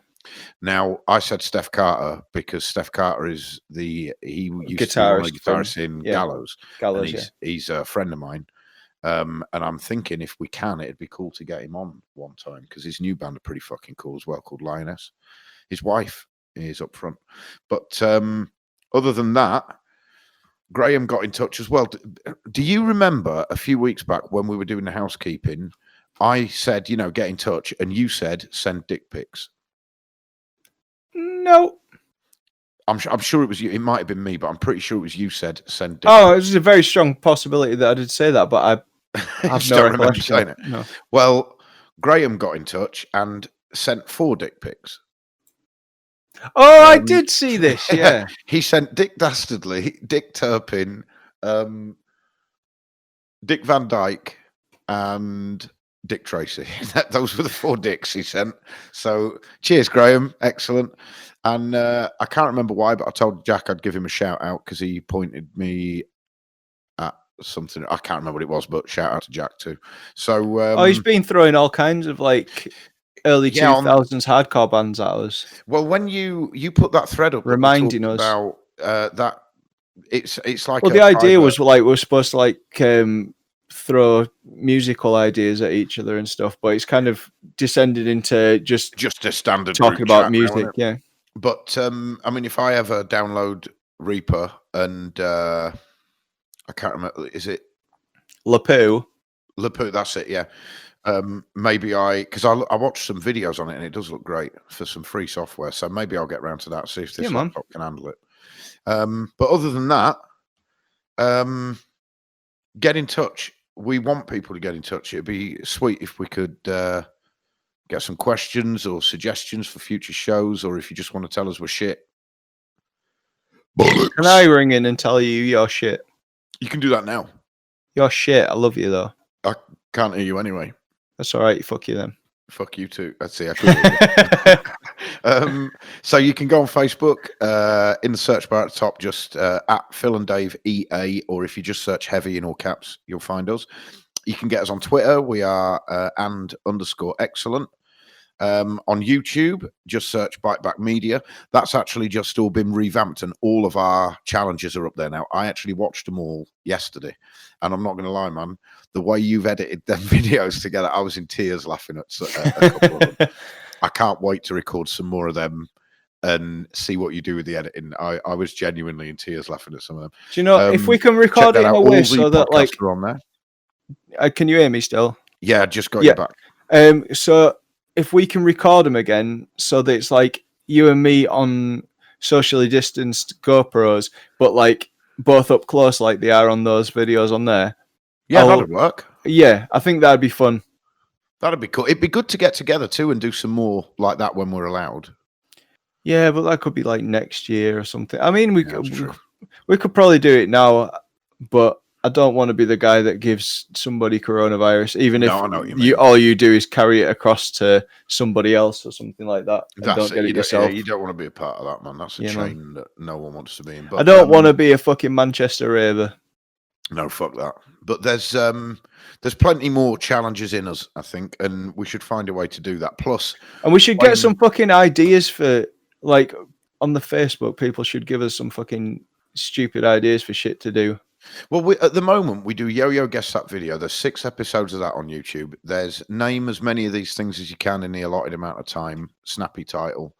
There's 4 or 5 episodes of that. I'm sure we'll keep doing those when we get a chance that we can get together and record. You had the idea for what we're going to try and do is watch the last 15 minutes of a film that neither of us have seen.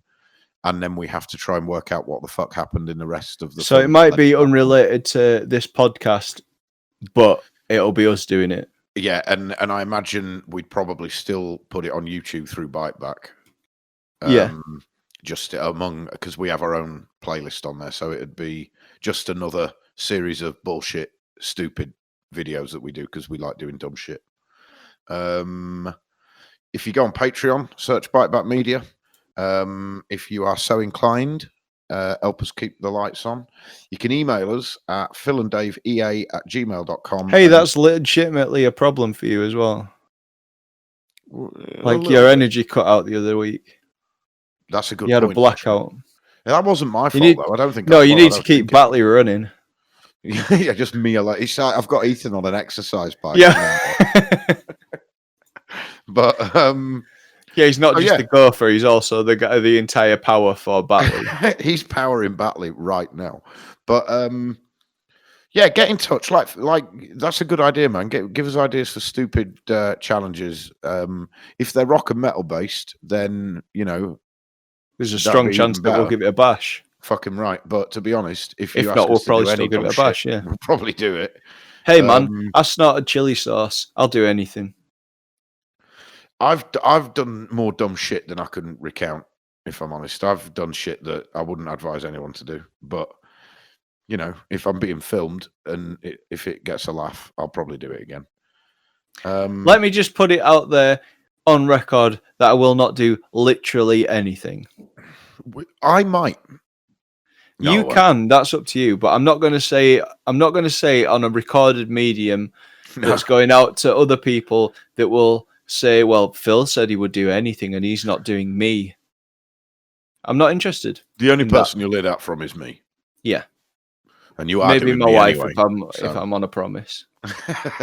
But get in touch if we think it's something that we can realistically turn into a video, a one-off, or even like a series, and we think it'll be fun. We'll probably give it a crack.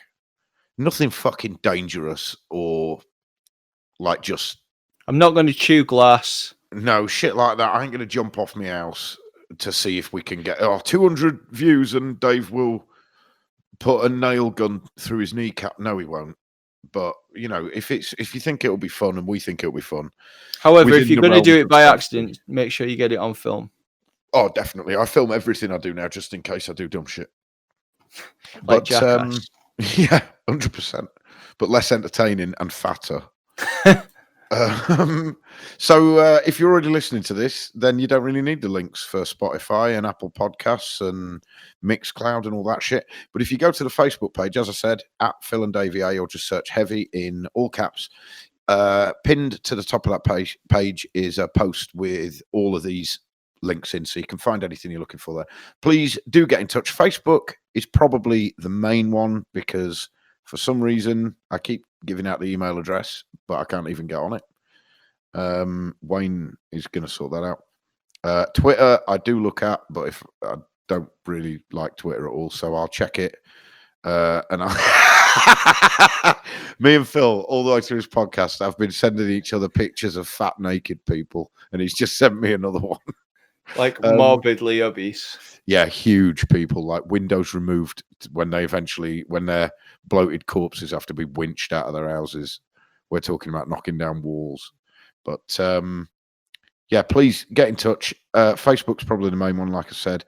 I do check Twitter quite often, and if you want to put it on there, you can do. Email, because I think, although I can't get on it, I think Wayne can, so he'll let us know if anyone gets in touch. Just get in touch, say hi, join in the conversation. Other than that, the only thing left is to say that next time we'll be recording in just another couple of days, I would guess, over the weekend. And we're doing something a bit different again. We're going to get Wayne in. Our digital Wayne's World. Talking about Wayne Stack. I think his idea is that he's just, because he's kind of new to the whole rock and metal thing, so he's going to suggest to us his 5 favorites, and we're going to like build something around them, build a conversation, let him know what we think, and that should be maybe fun. it'll be less than 2 hours and 40 minutes long. Fuck, this has been a long one. They're always long. Yeah, Wayne will keep us down to something because he's got an agenda. He's got to edit it, so fuck him. It'll take as long as it takes. Right. Well, I guess we're done. We did a thing. Did we do a thing? We did a thing.